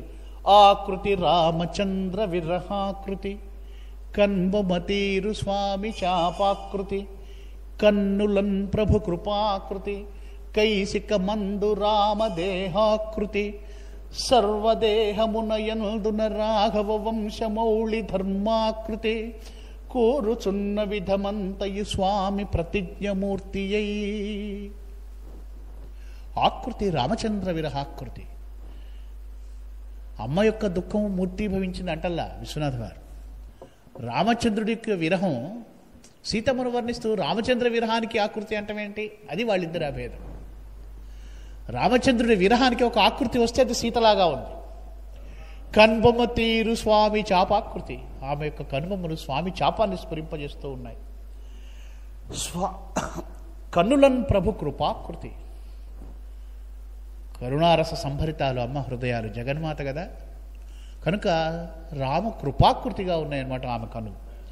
కైసిక మందు రామదేహాకృతి. నల్లని ఆమె యొక్క కేశపాశాలను చూస్తుంటే నీలమేఘశ్యాముడైనటువంటి రాముడి దేహాన్ని స్ఫురణకు వస్తుంది. సర్వదేహమునయందున రాఘవ వంశమౌళి ధర్మాకృతి. రామో విగ్రహవాన్ ధర్మ. ధర్మస్వరూపుడైనటువంటి రాముడి యొక్క ధర్మం ఆకృతి కొంటే అమ్మ యొక్క ఆకృతి. ఆమె సర్వదేహము యందున రాముడి యొక్క ధర్మమే కనిపిస్తుంది. కూరుచున్న విధమంతయు స్వామి ప్రతిజ్ఞమూర్తి అయి, మునులకు ఆయన వరం ఇచ్చాడు, ప్రతిజ్ఞ చేశాడు. మీ యజ్ఞయాగాదులకు విఘాతం కలిగిస్తూ లోకానికి కీడు కలిగిస్తున్నటువంటి రాక్షసరాజైనటువంటి రావణాసురుడిని సంహరించి లోకానికి మేలు చేస్తానని ప్రతిజ్ఞ చేశాడు స్వామి. ఆ ప్రతిజ్ఞ, స్వామి యొక్క ప్రతిజ్ఞను నెరవేర్చడం కోసం ఈనాడు ఇంత దుఃఖాన్ని అనుభవిస్తున్నటువంటి అమ్మ స్వామి యొక్క ప్రతిజ్ఞాకృతిగా కనిపించింది హనుమకి. అది నిరతము రామ రామయను నీరవ శారద మూర్తి భావము బెరసిన ఎట్లు రాము శర విద్యయు వ్యాజము పోని వచ్చిన సరసిజ బంధు వంశ శశి సాగిన కోపము కూరుచుండెనా ధరణి వినిర్గమించి సతి ధర్మము మర్మపు రూపు తల్చెనా. లోకంలో సతీ ధర్మం అనేటువంటిది ఒకటి ఉంది, పాతివ్రత్య ధర్మం. వివేకానందుడు విశ్వవిజేత అయి ప్రపంచమంతా ఎలుగెత్తి చాటాడు. ప్రపంచం అంతటా కూడా మానవ జాతి కలకాలం ఆనందంగా ఉండాలి అంటే స్త్రీ జాతికి ఆదర్శము సీతయే, పాతివ్రత్యమే స్త్రీ జాతికి పరమధర్మము. దాన్ని నిరూపించడం కోసమే జన్మించినటువంటిది, అవతరించినటువంటి స్త్రీమూర్తి సీత. కనుక ఈ జాతికి ఆదర్శము సీత సావిత్రి అని చెప్పాడు స్వామి రంగనాథానంద మహారాజు వారు. దాన్ని 20వ శతాబ్దంలో చెబుతూ the grand feminine of Indian ideal, the grand feminine of India, దానికి సమానార్థమైన తెలుగు పదం నాకు తోచలేదు. భారతదేశపు మహాదర్శము, పాతివ్రత్యం మహాదర్శము సీత. నిరతము రామరామయను నీరవ శారదమూర్తి భావము బెరసనియట్లు. నిరంతరము రామ రామ అనేటువంటి రామ భజన ఆకృతి దాల్చి అక్కడ కూర్చున్నట్లుగా, రాముడి శర విజయే ఒక వ్యాజం పూని అక్కడ వచ్చి కూర్చున్నట్లుగా, సీతమ్మ వారి యొక్క పతివ్రత ధర్మం అక్కడ మర్మపు రూపు దాల్చినట్లుగా, అంతటి ఆ మహోన్నతమైనటువంటి ఆ సౌందర్యము, ఆ ఇది అడవిగాచిన వెన్నెలయ్యే చలంగునాన్ అనుకున్నాడు.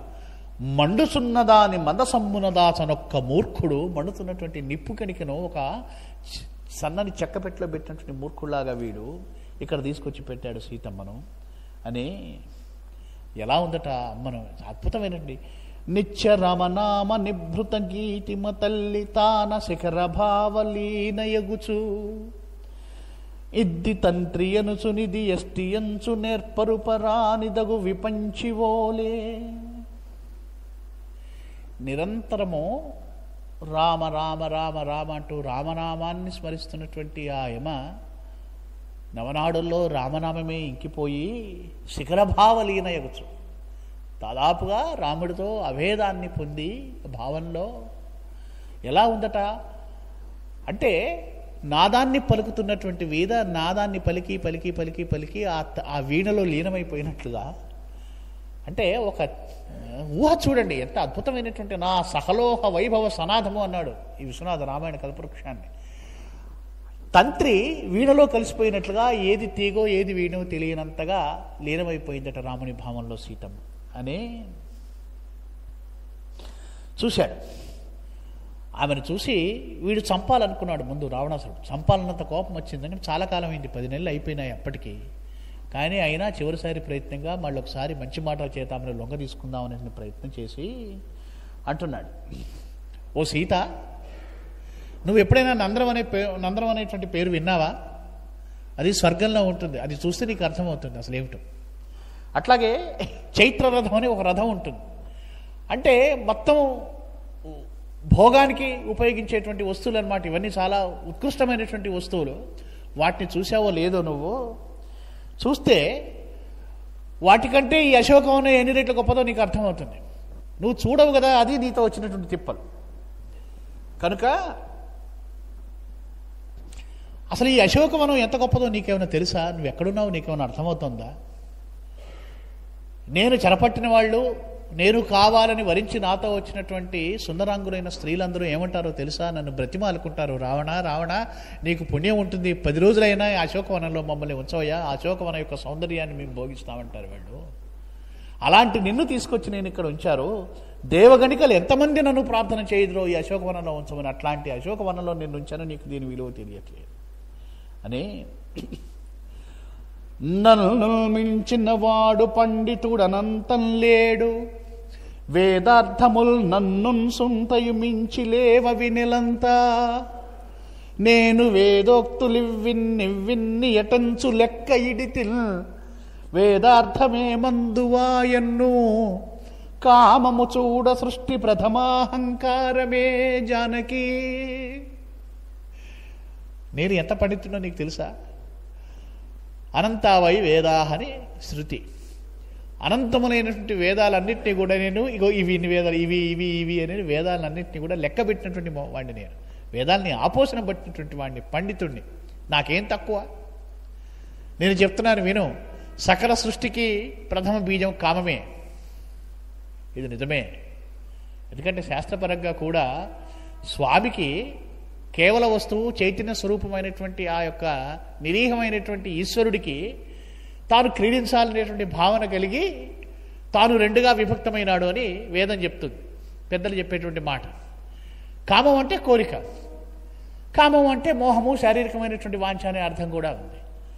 కామము చూడ సృష్టి ప్రథమాహంకారమే జానకి. ఇవి రాక్షసవాదాలు అన్నమాట. అంటే వేదాలకు పెడార్థాలు తీయడము, శాస్త్రాలకు పెడార్థాలు తీయడము, భోగమే మానవ జీవిత యొక్క పరమావధి అనడము, ఇవన్నీ రాక్షస లక్షణాలు. ఇవన్నీ కూడా 20వ శతాబ్దంలో మన మీద దండెత్తి వచ్చినటువంటి ఆశ్రయభావాలు. భోగభూములైనటువంటి పాశ్చాత్య దేశాల నుంచి ఆధ్యాత్మిక భూమి అయినటువంటి భారతదేశం మీద దండెత్తినటువంటి వాసనలు ఇవన్నీ కూడా. అవన్నీ రావణాసుడి నోట ఆయన పలికించాడు. ఇవన్నీ నన్ను ప్రేమించుట ప్రేమ భావమునకెన్నన్ సేకరీభూతమంచనియే నిశ్చయం, ఇంక వేరొకని నేలా నీవు ప్రేమింపరాదని యూహిల్తువ నిశ్చయించదను బాలా యోసి బేలా చిరంతన హేళ మధురాభిరాముడను నేనా వేర ఇంకొక్కడా. అసలు నన్ను మించినటువంటి ఆనంద స్వరూపుడు అభిరాముడు ఇంకోడు ఉన్నాడా? అర్థం చేసుకోవేంటి నువ్వు? ఎన్నిసార్లు చెప్పినా. నీకు ఇంకో విషయాన్ని చెప్పు. నువ్వు రాముడు ప్రేమమూర్తి అంటున్నావు కదా, నిజంగా ప్రేమ ఉన్నటువంటి వాడికి సృష్టిలో అసాధ్యమైనది ఏది ఉండదు. అంత శక్తివంతమైనటువంటిది ప్రేమ. చూడండి ఎంత గొప్పగా మాట్లాడతాడో. ఏదో సామెత చెప్తారే, చాలా గొప్పగా రాగం తీసి ఏదో పిచ్చిపాట పాడినట్లుగా చాలా చాలా శ్రేష్టమైన వచనాలు చెప్పి దాన్ని చివరికి తన యందు అంటే తనతో భోగించడమే ఉత్తమం అనేటువంటి ఒక పర్యవసానాన్ని తీసుకొచ్చి వదిలిపెడతాడనమాట. అంటే వాడికి ఉన్నటువంటి సమస్త జ్ఞానము కూడా అది చివరికి ఒక అల్ప విషయంతో సమసిపోయేటట్లు చేసుకుంటాడు రావణుడు. అసత్ ప్రలాపాన్ రావయతి కారక ఇది రావణ. అందుకని వాడికి రావణుడు అనేటువంటి పేరు వచ్చింది. అన్ని అసత్యాలు ప్రేలాపనలు చేస్తూ ఉంటాడు వాడు ఎప్పుడూ కూడా. కనుక వాడెవ్వాడు ప్రేమించునో ఆ అబ్జెక్షన్ కోర్కి తీర్చుటకు తానే వాడు చాలని వలెను.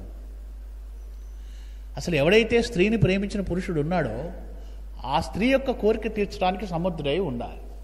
ఏడి నీ రాముడు? నువ్వు లేడిని కోరావు, తెస్తా అని చెప్పట్టు బయలుదేరాడు. తేవడం అంత సాధ్యమా? ఏడి తెచ్చాడా? వాళ్ళు లేడి తెచ్చాడో లేదో తెలియదు, కానీ నేను మాత్రం నిన్ను ఇక్కడ తీసుకొచ్చాను కదా, ఈ మాత్రం తెలియదా నీ రాముడికి? అట్లాంటి వాడిని నువ్వు ప్రేమిస్తానంటమే. తెచ్చెను లేకయా ఎడవి తెన్నుల దారి నిరుంగ నేర కొంచెను, నేను పంపితిని జారుల వారి నిరింగి రండని. ఇది పచ్చబద్ధం. నేను చారుల్ని పంపించాను వాడి గురించి తెలుసుకొని రండని. వాడు ఎక్కడా కనిపించలేదట రాముడు. అచ్చర రామబంధుల వియాడెడు నట పయోజలోచన. రాబంధులు తిరుగుతూ ఉన్నాయట రాముడి యొక్క శరీరం మీద. రామబంధులు అన్నాడు. ఎంత చక్కటి ప్రయోగం అది. రామబంధులు తిరుగుతూ ఉన్నాయి. మరి నిజంగా నిఘంటువులో ఉందో వారు ప్రయోగించారు. రాబంధులు తిరుగుతూ ఉన్నాయట. రాముడు విగత జీవుడు అయ్యాడు, ఇంకా నీకు సందేహం అక్కర్లేదు అని అంటున్నాడు. ఏం చెప్పమంటావు? అతను ఒక పురుషుడు, నువ్వు ఒక స్త్రీవి. నీవు ఆహా అహో తొలి వంకర చెంది రెండు మస్తక తటి గలుగు దయ్యముల స్వామి ఇరుంగవలన్ మరింక నీ కొకిబికి యూహలేమిటికి.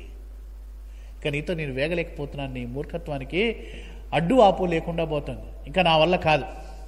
నేను రోజు అర్చించేటువంటి ఆ దయ్యముల స్వామి ఉన్నాడే ఆ పరమశివుడు, ఆయనకే తెలియాలి. ఈ కొకిబికి యూహలేమిటికి కోమలి నన్ను అనుగ్రహింపవే అని అంటున్నాడు. నా ఎదలోన కూర్చున్న నిన్ను భావనేత్ర పదంలో పదిలపరిచి చాలా ఆనందంగా నిన్ను చూసుకుంటా. నేను ఎంతటి విరహంతో ఉన్నానో నా బాధ అర్థం చేసుకోవు. అసలు ఈ సముద్రుడికి బుద్ధి లేదు.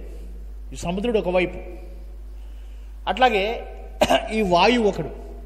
నిన్ను చూసి నాలో నీవేమో ఒప్పుకోవు, నాకేమో విరహం పెరిగిపోతుంది. ఇంకా నిన్ను చంపడం తప్పేటట్లేదు. ఇగో అని కొంచెం ముందుకు వంగి నేను ఒక రహస్యం చెప్తున్నాను విను. నేను నిజంబుగా బ్రతుకనే ఇది నమ్ముము, నీకు బ్రహ్మ హత్యా నికటాహ దోషమును తప్పదు. ఎమోషనల్ బ్లాక్మెయిలింగ్, బ్రహ్మహత్యా దోషం కూడా నీకు అంటుకుంటుంది. నువ్వు నన్ను అంగీకరించలేదనుకో నేను ఈ శరీరాన్ని వదిలేయాల్సి వస్తుంది, చచ్చిపోతాను అని అంటున్నాడు. అంటే ఒక మాట, ఒక వచనం అంటాడు విశ్వనాథ సత్యనారాయణ. వీళ్ళు మనోదేహ దుష్టవాంచల ఎందు తత్కాలావేశమును రసవీధి నిమగ్న ప్రమాణముగా భావిస్తారు. అంటే ఆ యొక్క శారీరక దైహికమైన భావాలు ముప్పిరిగా ఉన్నప్పుడు అది ప్రమాణంగా వాళ్ళు భావిస్తారు. వాళ్ళకి ఇది అదేనటువంటి ఇది ఉండదు. అన్నీ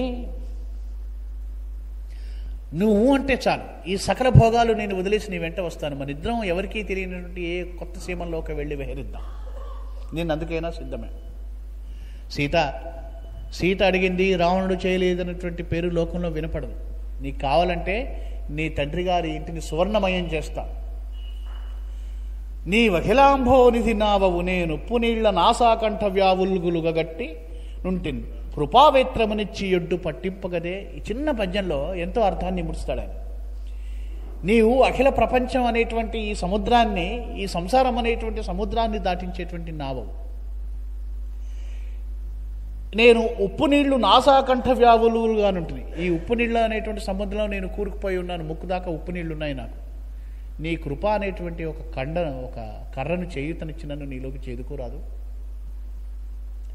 అంటే కాముకుడైనటువంటి మోహగ్రస్తుడైనటువంటి రాక్షసుడు మాట్లాడే మాట ఇది, లేకపోతే అమ్మవారి యందు ప్రేమ భక్తి ఉత్కటమైనటువంటి సాధకుడు మాట్లాడే మాట, అది మన ఆలోచనకే వదిలేస్తాడు విశ్వనాథ సత్యనారాయణ.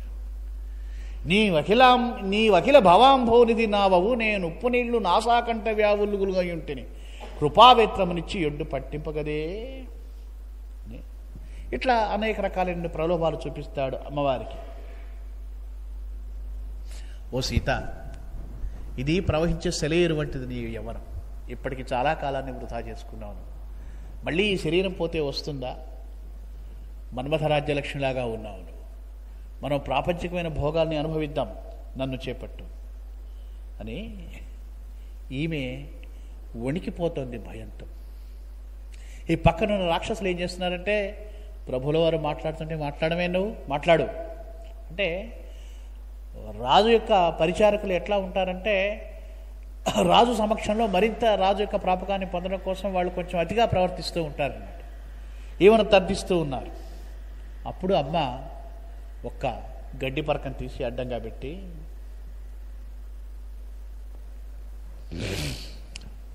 ఓ గడ్డి పరక, నువ్వు చాలా గొప్పదానివి, నీకు బుద్ధి ఉంది,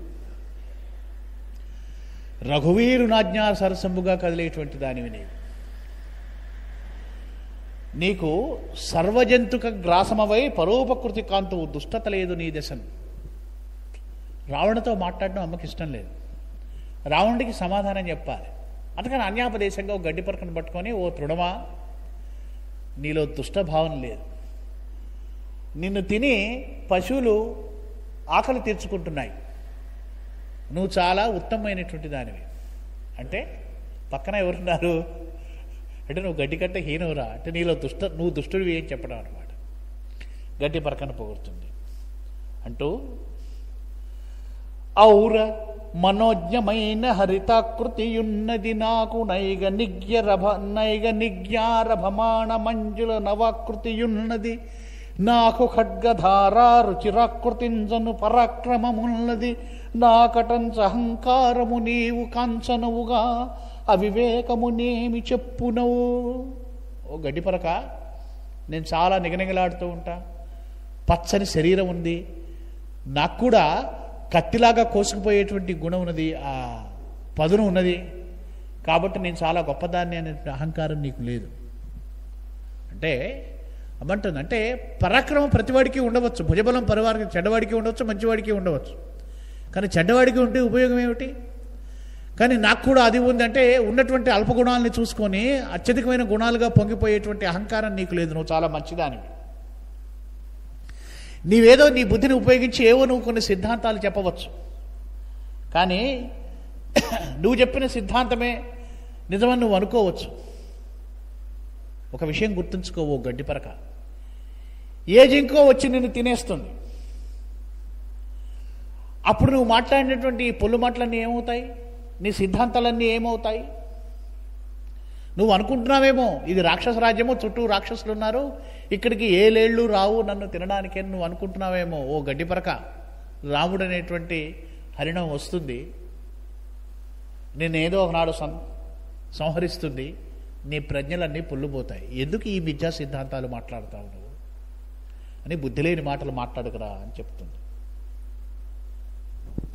నీవు చెప్పవచ్చు జుమినేల కుమారిత తెచ్చిన నటంచా విలయకృతిన్ రఘుకులాధిపు మోసము చేసిన నటంచు ఆవల రామచంద్రుడ సమర్థుడటంచును నేకు నేనట కైవసమైతి నంచునిట కాదను వారెవరమ్మ ఘాసమా. ఓ ఘాసమా, ఓ గడ్డిపరక, నువ్వు ఏమేంటో అనుకుంటున్నావు. ఏమని? రావణుడిని మోసం చేశాను, నేను చాలా పరాక్రమవంతుణ్ణి, భూసత అయినటువంటి సీతను తీసుకొచ్చాను కనుక నా పరాక్రమానికి అడ్డం లేదు, నన్ను కాదనే వాళ్ళు ఎవరు ఇక్కడ లేరు అని నువ్వు అనుకుంటే అనుకోవచ్చు. అది నీ అజ్ఞానం. నిన్ను ఎవరంటారు అని అంటూ ఉంటే వీడు మోహంతో ఉన్నాడు కదా, సిగ్గుమాలినవాడు. నేను గడ్డిపరకనైతే నువ్వు సీతకు ఒక చిలుకవు కా సీత. చూడండి, ఎంతసేపటికి వాడికి అదే భావన. పంజరమునందు ఏటవాలుగాగా నిగురవే మద్భుజ పంజరమునందు పంజరసుకి. ఓ పంజరంలో ఉన్న చిలుక అంటున్నాడు. ఓంకార పంజరసుకి అంటారు అమ్మవారిని. ఓంకార పంజరసుకి అయినటువంటి అమ్మవారిని ఉపాసన చేస్తున్నటువంటి సాధకుడు ఉన్నాడా రావణాసురుల్లో? ఏమో, అది పాఠకులకే వదిలివేశారు. ఆ వాదన కూడా ఉంది. ఇట్లా వాడు మాట్లాడుతూ తర్జిస్తూ ఉంటే అమ్మ సమాధానం చెప్తూ భయాన్ని ప్రకటిస్తుంటే ఈ రావణాసురుడి వెంట ఉన్నటువంటి భార్యలు కనులతో సైగలు చేశారట. అంతే అంటే నేనేం చేయలే, నువ్వు భయపడుకొని సైగలు చేశారట. వాళ్ళకి ఓ పట్ల కొంత సానుభూతి కలిగింది. అన్నది, ఓ రక్కసి మీదికి రాకురా, శపించేటువంటి సమర్థత ఉన్నది నాకు, రాము ఆజ్ఞ కోసం ఎదురు చూస్తున్నాను, నా రాముడి ఆజ్ఞ అయితే నిన్ను శపించగలగను అని ఆ రఘురామచంద్రుడు ఇక్కడికి వస్తాడు, నిన్ను పరిహరిస్తాడు, శిలీముఖములైనటువంటి బాణాలతో నీ గుండెను వ్రక్కలు చేస్తాడు, ఆ రక్తధారలతో ఈ ధర అంతా తడిసి ఆనందిస్తుంది, ధరారమ సంజవన్యులుగానే నోరిమి తాల్చదన్ రఘుకులోద్భవ కీర్తి పతాకగా ఆ దృశ్యాన్ని నేను చూస్తాను అంటూ హెచ్చరిక చేసింది రావణాసురుడు. అది అని ఇట్లా వీడు అన్నాడు. నువ్వేమనుకుంటున్నావు అసలు?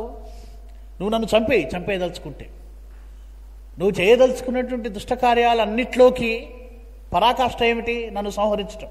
నన్ను సంహరించు, నేను సిద్ధంగానే ఉన్నాను. నా ఈ మెడ సాచెదను తృణాయుతమైన గడ్డిపోతలాగా నా మెడ నీకు ఇచ్చేస్తున్నాను, చంపుకో అనే ఒక మాట ఉంటుంది. ఏది చేయన సంభవం బగుందానిని, ఏది చేయటం అసంభవమో దాన్ని చేయాలనుకుంటున్నావు రావణ, నీకు ఇప్పటికీ అర్థం కాలేదు.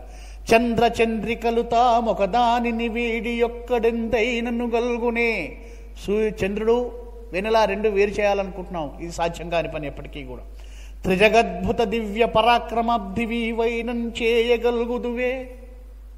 అసలు ఎంత పరాక్రమం ఉన్నా సాధ్యం కాని పని చంద్రుడిని వెన్నెల్ని వేరు చేయటం. నేను రాముడు అట్లాంటి వాళ్ళమే కనుక తాను రాముడు సాలంబు నేను లతను.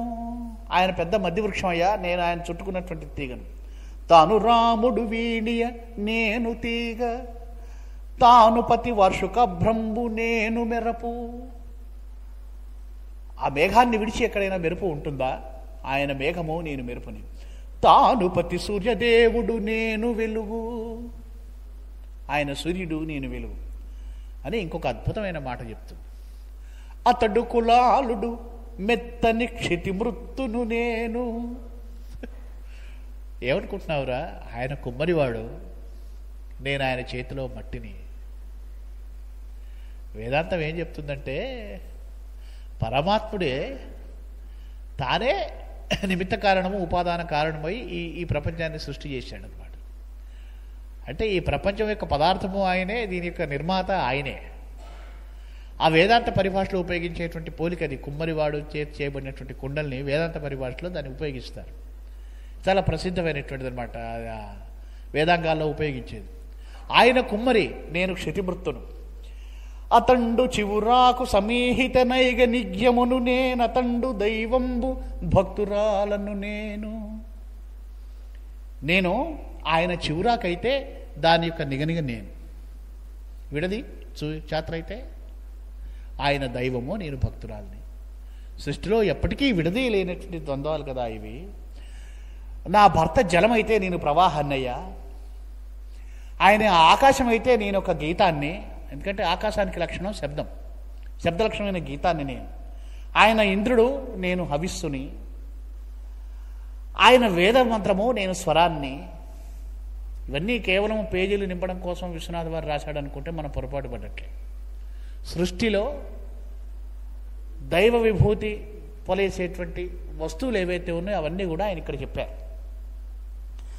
వసుధాపతి తా రసమూర్తి స్థాయి నేను. అలంకార శాస్త్రంలో ఆయన రసము, నేను స్థాయి. నవరసాల్లో ప్రతి రసానికి ఒక స్థాయి భావం ఉంది. అట్లాగే ఆయన రసమూర్తి, రసో వైసహ, విష్ణువుని రసమూర్తిగా కొలుస్తారు. ఆయన రసమూర్తి, నేను ఆయనకు స్థాయిని. కనుక అతనికి నాకునైన అవినాస్థితి దుస్థితి పొందదెప్పుడు. కనుక ఎప్పుడు కూడా ఒకళ్ళని విడిచి ఒకళ్ళని ఉండేటువంటి స్థితి ఎప్పటికీ సంభవించదయ్యా రావణాసుర అని సీతమ్మ చాలా స్పష్టంగా తన సీతారామచంద్రుల యొక్క అద్వైతాన్ని చాలా స్పష్టంగా ప్రకటిస్తే ఈయనకు బాగా కోపం వస్తుంది. ఈ దుష్టుడు ఇంతగా తర్జిస్తున్నాడు సీతమ్మని చెప్పేసి తన పరాక్రమాన్ని చూపించి ఒక క్షణం వాడి నెత్తి మీద దూకి వాడిని 4 గుద్దులు గుద్దుదాం అనిపించిందట. ఎవరికి? హనుమకి. హనుమంతుడి యొక్క మహత్కార్యాన్ని చాలా జాగ్రత్తగా నిశ్చితంగా పరిశీలిస్తున్నారు దేవతా సమూహం అంతా కూడా. ఎందుకంటే వాళ్ళు ప్రార్థించిన మీదట విష్ణుమూర్తి రఘురామచంద్రుడే అవతరించాడు రావణ సంహారం కోసం. ఎంత దేవకార్యం అన్నమాట. కనుక ఈయన గనక ఉన్నట్టుండి ఇప్పుడు వెంటనే వాడి నెత్తి మీద దూకితే కార్యం రసాభాస అవుతుంది. అందుకని వాళ్ళ భయం వాళ్ళకుంది. అందుకని వాళ్ళందరి ప్రార్థన మీదకు శచీపరంద ఋషి ఏం చేశాడంటే వాళ్ళ దేవతలు, ఆ దేవత తేజపుణ్యమైనటువంటి హనుమంతుడిని స్తుతించాట. వెంటనే హనుమంతుడిని, నాయన నీకు పుణ్యం ఉంటుంది, నువ్వు తొందరపడి అలా చేయకు. మంగళ రూపయ్య హరిమర్కట మర్కట పంచవక్త్ర ఖట్వాంగ మహాశిఖేట కుధరామృత కుంభ శృణి ప్రదీపితోత్తుంగ కరాంబుజాత నవతోయద మూర్తి త్రిపంచ నేత్ర సర్పాంగద కంఠహార అసురావళి మర్దన బాహు మారుతి ప్రాసంయోత్థక కుద్భుజావనత సర్వజ్ఞ సమీచీన బాహా సంపాదిత రామకర్య దితిసూహ నిత్యతృప్త స్వతంత్ర సింహానన క్రోడవక్త్ర తురగాస్య అగ్నిగర్భ మహాత్మా సర్వగ్రహ భీ నివారణ సముద్రాంభో మహాపత్తరీ. ఇవన్నీ పంచవక్త్ర హనుమకు సంబంధించినటువంటి మంత్రాలు. రామాయణానికి మన భారతీయ సంస్కృతిలో కేవలము కావ్యము ఇతిహాసంగానే కాక మానవులు ఎంతటి కష్టాల్లో ఉన్నా ఆ కష్టాల నుంచి తరింపజేసేటువంటి ఒకానొకమైనటువంటి పరిష్కార మార్గంగా మహామాల మంత్రంగా వాల్మీకి దీన్ని జాతికి అందించాడు. కనుక దాని యొక్క మంత్ర ప్రతిపత్తిని కోల్పోకుండా, ఆ మంత్ర ప్రతిపత్తి లుప్తం కాకుండా మహానుభావుడు ఆ మంత్ర స్ఫూర్తిని ఈ పద్యాల్లో నిక్షిప్తం చేసి మనకు అందించాడు. ఈ పద్యాలు నిన్న పరాశర ప్రసాద్ గారు చాలా అద్భుతంగా వాటిలో ఉన్నటువంటి అంతరార్థాన్ని వివరించారు. పంచవక్త్ర హనుమాన్ యొక్క స్తోత్రం ఇందులో ఉంది. ఆయన త్రిపంచనేత్రుడు. ఆయన 5 ముఖాలకు కూడా త్రినేత్రములు ఉన్నాయి, 3 లోకాలు ఉన్నాయి. అయితే 3వ నేత్రము అగ్నినేత్రం అనుకుంటాం, అది జ్ఞాననేత్రం. ఆయన 5 ముఖాల్లోనూ జ్ఞాననేత్రాలు కలిగినటువంటి వాడు. వానర ముఖం ఉన్నది, వరాహముఖం ఉన్నది, సింహముఖం ఉన్నది, అట్లాగే అశ్వముఖం ఉన్నది. ఇవే 5 ముఖాలతోటి ఆయన శివుడు 5 ముఖాలు కలిగినటువంటి శివుడితో ఆయన రుద్రాంశ సంభూతుడు కనుక ఆయన యొక్క పంచవక్త్ర హనుమంతుడి విభూతిని ఈ పద్యాలలో ఒదిగించారు విశ్వనాథ సత్యనారాయణ గారు. ఇది చాలా చోట్ల వస్తుంది. ఇట్లా ఆయన్ని స్తుతించి ప్రసన్నం చేసుకున్నారు హనుమంతుడి కాస్త నెమ్మదింపజేయటం కోసం. శచీ పురంధర ఋషి. ఈ శచీ పురంధర ఋషి ఎవరు అంటే హనుమన్ మహామాల మంత్రానికి ద్రష్ట అయినటువంటి ఋషి శచీ పురంధర ఋషి. ఇది గురువుగారు నాకు కోదండరామాచార్య గారి వల్ల తెలిసినటువంటి విషయం. ఎందుకంటే చాలా విషయాలు నిక్షిప్తం ఉంటాయి కావ్యంలో. చెప్పేటువంటి వక్తకు అన్నీ తెలియాలని లేదు. విజ్ఞులైనటువంటి పెద్దవాళ్ళను ఆశ్రయిస్తే వారి యొక్క అనుగ్రహం వల్ల కొన్ని విషయాలు తెలుస్తూ ఉంటాయి. ఇది గురువుగారు చెప్పారు. ఇది మంత్రశాస్త్ర సంబంధమైనటువంటి రహస్యాలు ఇవన్నీ. అట్లా ఉండగా ఆయన్ని ప్రసన్నం చేసుకున్నాడు. ఇక వీడు రెచ్చిపోతున్నాడు. మీ ఆయన చంద్రుడు అన్నావుగా, చంద్రుడిని పొడి పిండి చేస్తా. మధ్యవృక్షం అన్నావుగా, నరికేస్తా. మీ ఆయన వీణ, నువ్వు తీగ అన్నావుగా, వీణను పద్దలు కొడతా. మేఘం అన్నావుగా, మేఘాన్ని చెల్లాచెత్త చేస్తా. ఆయన జలము, నువ్వు ప్రవాహం అన్నావుగా, ఆ జలాన్ని ఇంకింపజేస్తా. ఏం చేసుకుంటాను? ఇప్పటికీ ఇంద్రుడిని గడ్డి గరిపించా, నీకు తెలియదా? ఆ దైవాన్ని నేనే, ఆ వేద సంతిత నేను, ఆ రసంబనే. నేను దైవం అనుకోవటం రాక్షసత్వం. ఇది కలియుగ లక్షణాల్లో ఇది కూడా ఒకటన్నమాట. కనుక కలి దోషం నుంచి మనం తరించాలంటే ఇట్లాంటి ఈ దోష స్వరూపుడైనటువంటి రావణాసురుని సంహరించినటువంటి రాముడి అనుగ్రహాన్ని పొందేటువంటి రామాయణం మనకు అవశ్య పఠనీయం అన్నమాట. కనుక ఇవన్నీ అంటున్నాడు వాడు. అని ఏమంటున్నావు నువ్వు? సరేలే, రాముడు దేవుడు దైవము, నీ మాటలకేమి గాని ఇంతి, తను ఉద్దామనవ కామ వైభవధామం ఇది పాడుసేపక తలపకువే ఓ వృధా. మళ్ళీ అదే మాట మాట్లాడుతున్నాడు అని. సరే, ఆమంటోంది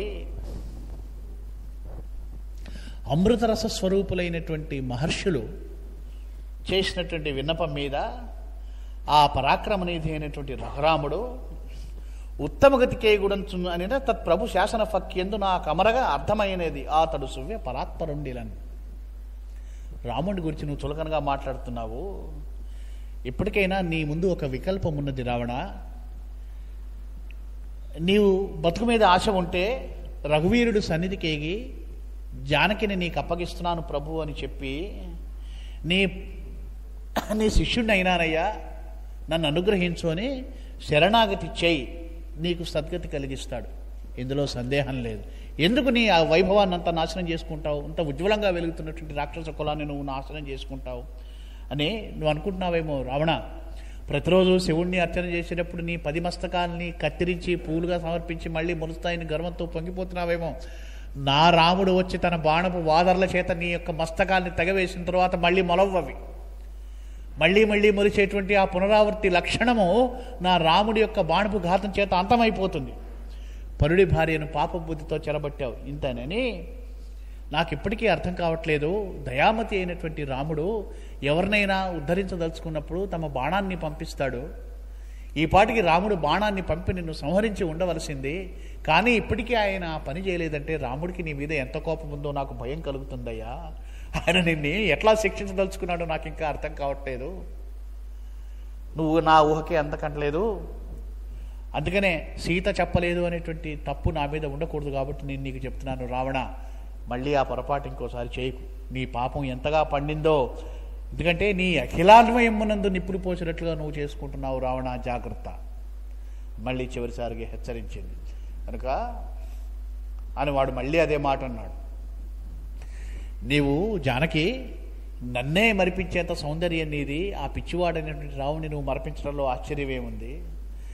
ఎవడైనా సరే పరాక్రమవంతుడు అంటున్నావు, ఇంతసేపు చేతులు ముడుచుకొని కూర్చుంటాడా అని. పోనీలే కానీ నీ రాముడు పరాక్రమవంతుడు అంటున్నావు కదా, నీ రాముడి కాదు నిన్ను శరణ వేడుతున్నాను. నీ రాముడితో చెప్పి నన్ను రక్షించవు. వెటకారం అంటే ఎన్ని అవలక్షణాలు ఉండాలో అంటే బెదిరింపు, ప్రగల్భాలు పలకటం, అపవాదులు పలకటం, అసత్యాలు పలకటం, వెటకారం, ఇవన్నీ అనటం. కానీ వాడు అంటున్నాడు చివరికి రాముడు వచ్చేటువంటి మాట ఉత్తమాట కానీ అని సీతమ్మను బెదిరించడం కోసం ఆఖరి ఆయుధంగా రాక్షస స్త్రీలకు చెప్పాడు. ఇంకా లాభం లేదు, చూడండి ఇంకొక నెల గడువు ఉన్నది, మనసు మార్చుకొని నా దారికి వచ్చింది సరే, లేకపోతే హాయిగా మీరు కోసి ముక్కలు చేసి మిరియాల పొడి, లవంగాలు, దాల్చిన చెక్క, జాజికాయ ఇవన్నీ చేసి చక్కగా నాకు పొద్దున్నే ఉదయం వేళల్లో అల్పాహారానికి పంపించండి అన్నాడు అని ధాన్యమాలి అంటుంది. ప్రభు నీవు రాక్షస సామ్రాట్టువి, ఆమెమో ఒక అమాయకమైనటువంటి స్త్రీ, ఆమెతో నీకెందుకు, మనం పోదాం పద అని ధాన్యమాలిని అతను వెళ్ళబెట్టుకుని ఇంకొక మాట అన్నది, ఆ మాట ఎందుకులే కానీ ఇది రాక్షస మాట అని వాళ్ళు ఆ 20 చేతులు 20 మంది స్త్రీల మీద వేసుకొని చివరికి సారిగా బెదిరించి వెళ్ళిపోయాడు.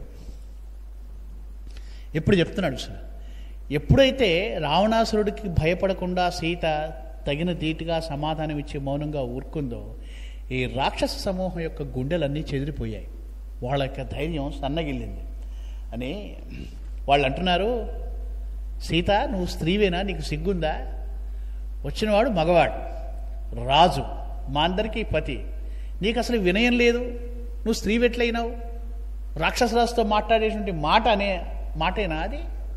వీళ్ళు చూడండి, అంటే వీళ్ళ ప్రపంచం ఎంత చిన్నది, వాళ్ళు పుట్టింది మొదలు దాన్ని దాటిపోయినటువంటి వాళ్ళు కాదు. వాళ్ళ సంస్కారం ఏమిటి, వాళ్ళ యొక్క పరిజ్ఞానం ఏమిటి, వాళ్ళ యొక్క లోకజ్ఞానం ఏమిటి, వాళ్ళు సీతను అనేటువంటి మాటలు ఇవి. స్త్రీ అన్న తర్వాత సిగ్గుండాలి కదా, ఇట్లా ఎదిరించి మాట్లాడతావా, మగవాడిని ఎదిరించి మాట్లాడతావా? సర్వలోక జయతి అయినటువంటి మా స్వామి నీకు ఇంత కాకుండా పోయాడా? అయినా నీదేం తప్పు లేదురే, మా ప్రభువుదే తప్పు. అతని వంశమేమి, అతని శౌర్యం ఏమి, అతని మంచి ఏమి, ఓ అధమురాలా అంటున్నారు వాళ్ళు అని. చూడండి వాళ్ళు కూడా ఎంత కోపంగా మాట్లాడుతున్నారంటే, అంటే సీతను బెదిరింపుల ద్వారా లొంగ తీసుకోవడం సాధ్యం కాదు, ఇంకా దెప్పి పొడవాలి, ఆమె మనస్సును గాయపరచాలి, ఏదో రకంగా ఆమెను వీళ్ళు అంటే వాళ్ళు చూడండి, ఓ జగన్మిథ్యావాది కూతురమ్మా ఈమెకు మనస్వామి ఎక్కడ పనికొస్తాళ్లే, జగన్మిథ్యావాది కూతురు ఈమె. ఓ జానకి, నీకు తెలుసా, నువ్వు పెద్ద గొప్ప ఇంటి ఆడపడుచునంటున్నావే, ప్రజాపతులు 6, అందులో 4వ వాడు బ్రహ్మ, ఆయన కుమారుడు పులస్త్యుడు, ఆయన కొడుకు విశ్రవసుడు, ఆయన కొడుకు మా రాజుగారు, బ్రహ్మ నుండి 4వ తను వాడు. తెలుసా నీకేమన్నా ఆయన వంశం ఏంటి, నీ స్థాయి ఏంటి, ఆయన నువ్వు కాదంటావా అని అసలు ఎంత నవ్వాలో బాధపడాలో తెలియని పరిస్థితి. నేను కొంచెము చదువుకొన్నాను లెమ్ము, సత్వగుణమున కొంత రాజసము కలిసి క్షత్రియులు కలిగినారు, అచ్చ సత్వగుణము బ్రాహ్మ్యమది ఏల నచ్చునే పడతి నీకు. మేము బ్రహ్మవంశం వాళ్ళం, బ్రాహ్మణులం, మేము శుద్ధ సత్వస్వరూపము, నీవు క్షత్రియ కన్యవు కదా, నీ గుణంలో సత్వము రజస్సు కలిగి ఉంటాయి, రజోగుణంతో కలిసినటువంటి సత్వం ఉన్న దానివి నీకు అచ్చమైన సత్వగుణ సంపన్న మేము ఎట్లా నచ్చుతానులే, నచ్చం. ఇది చూడండి వాళ్ళ యొక్క తెలివితేటలు. రాజసము మీకు ఉక్కుతో పెట్టిన విద్య, తలతిక్క మీ ప్రకృతి అని. ఇట్లా అంటే ఇంకొక ఉంటుంది, నీకు ఈ మాత్రం మర్యాద లేదా అని ఒక రాక్షస అంటే, ఇంకో రాక్షస అంటుంది, ఆమెకు మర్యాద ఎందుకమ్మా, పట్టుదలలు కావాలి మాకు, ఆ పిచ్చి పట్టుదలకి పాతివ్రత్యం అని పేరు. అచ్చంగా ఆడవాళ్ళు 10 మంది కూర్చొని తమకు నచ్చనటువంటి స్త్రీని దెప్పి పొడుస్తూ ఉంటే ఎట్లా ఉంటుందో అలాంటి మాటలే ఏను అంటాడు. మాకు మర్యాద ఎందులకే, మాకు పట్టుదల కావలను, దానికి పాతివ్రత్యం అని పేరు పెట్టితిమి, ఇలా దెప్పి పొడుస్తూ ఉన్నారు అని. ఒక దీర్ఘ జిహ్విక వికట అనేటువంటి పేరు గది లేచి వేస్తుంది. ఏమిటి నీ రాముడు వస్తాడా, అగోగో వస్తున్నాడు చూడు నావలో, చూసావా నావ తెరసాప నీకు కనపడ్డదా అని వ్యంగ్యంగా తన నాలుకని బయటికి దాపి, ఇగో చూడు రాముడు వచ్చేటువంటి నావ యొక్క తెరచాప అని.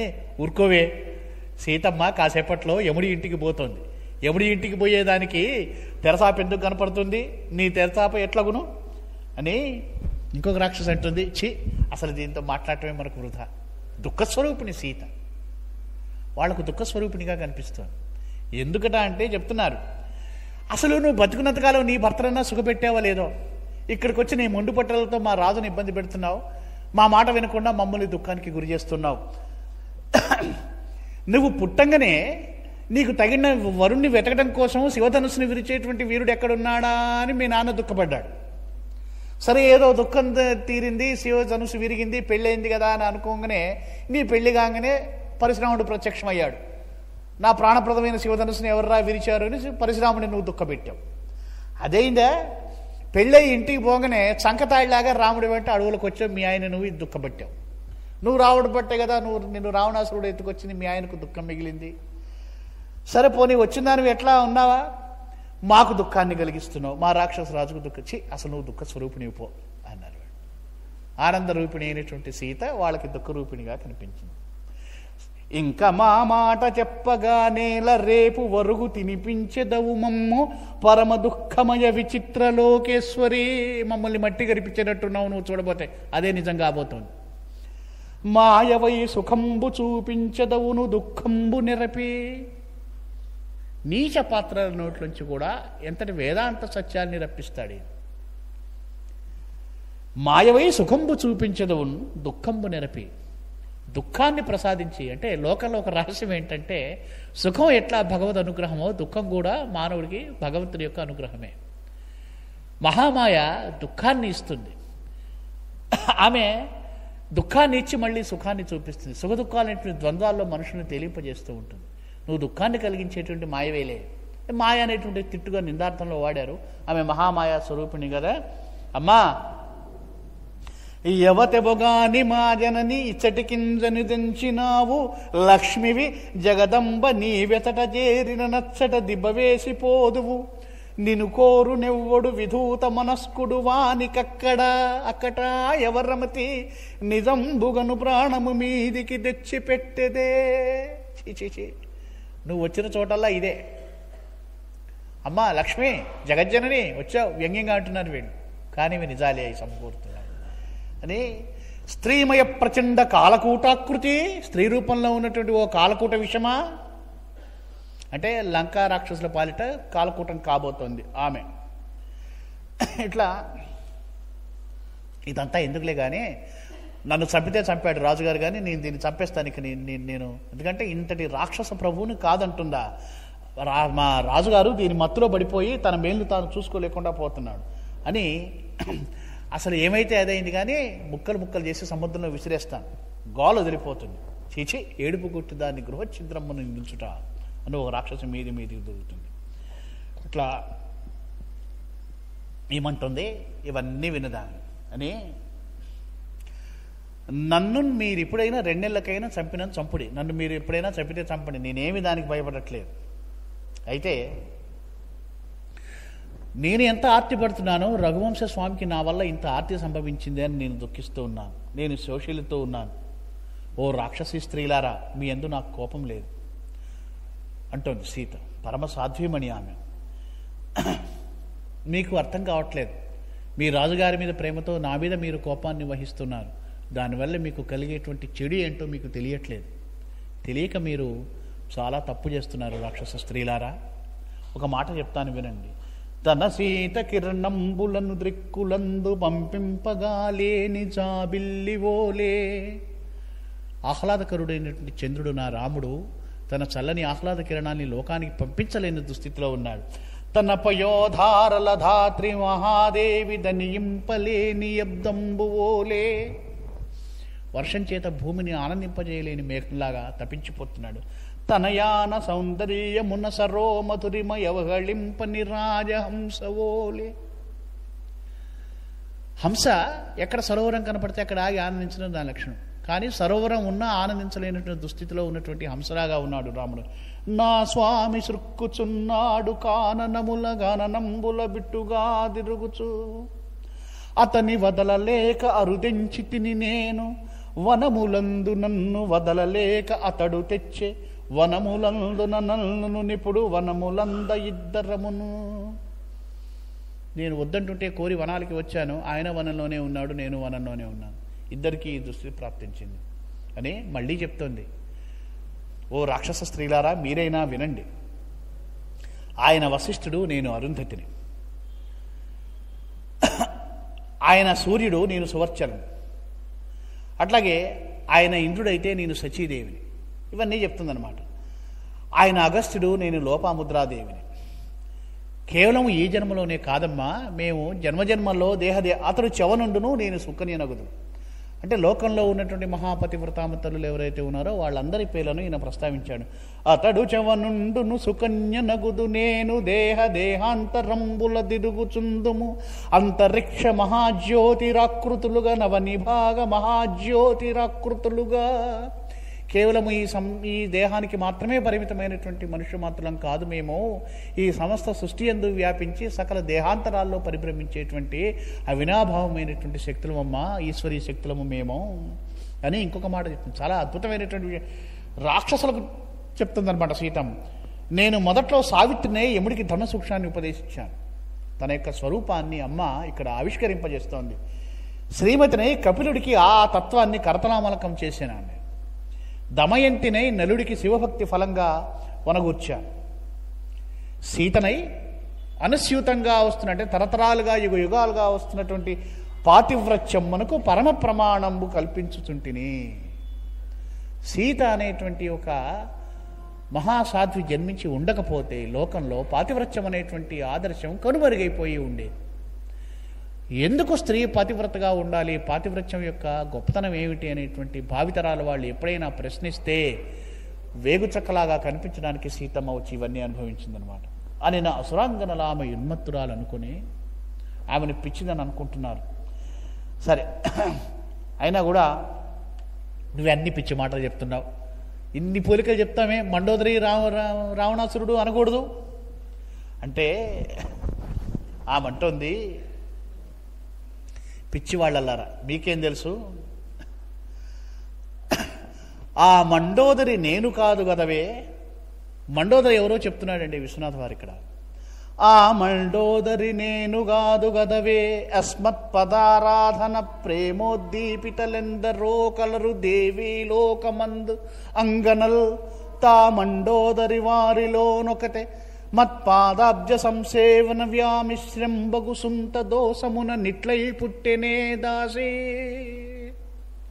ఓ అమాయకులైనటువంటి రాక్షసీ గణాలారా, మీకు రహస్యం చెప్తున్నాను వినండి. ఆ మండోదరి ఎవరనుకుంటున్నారు?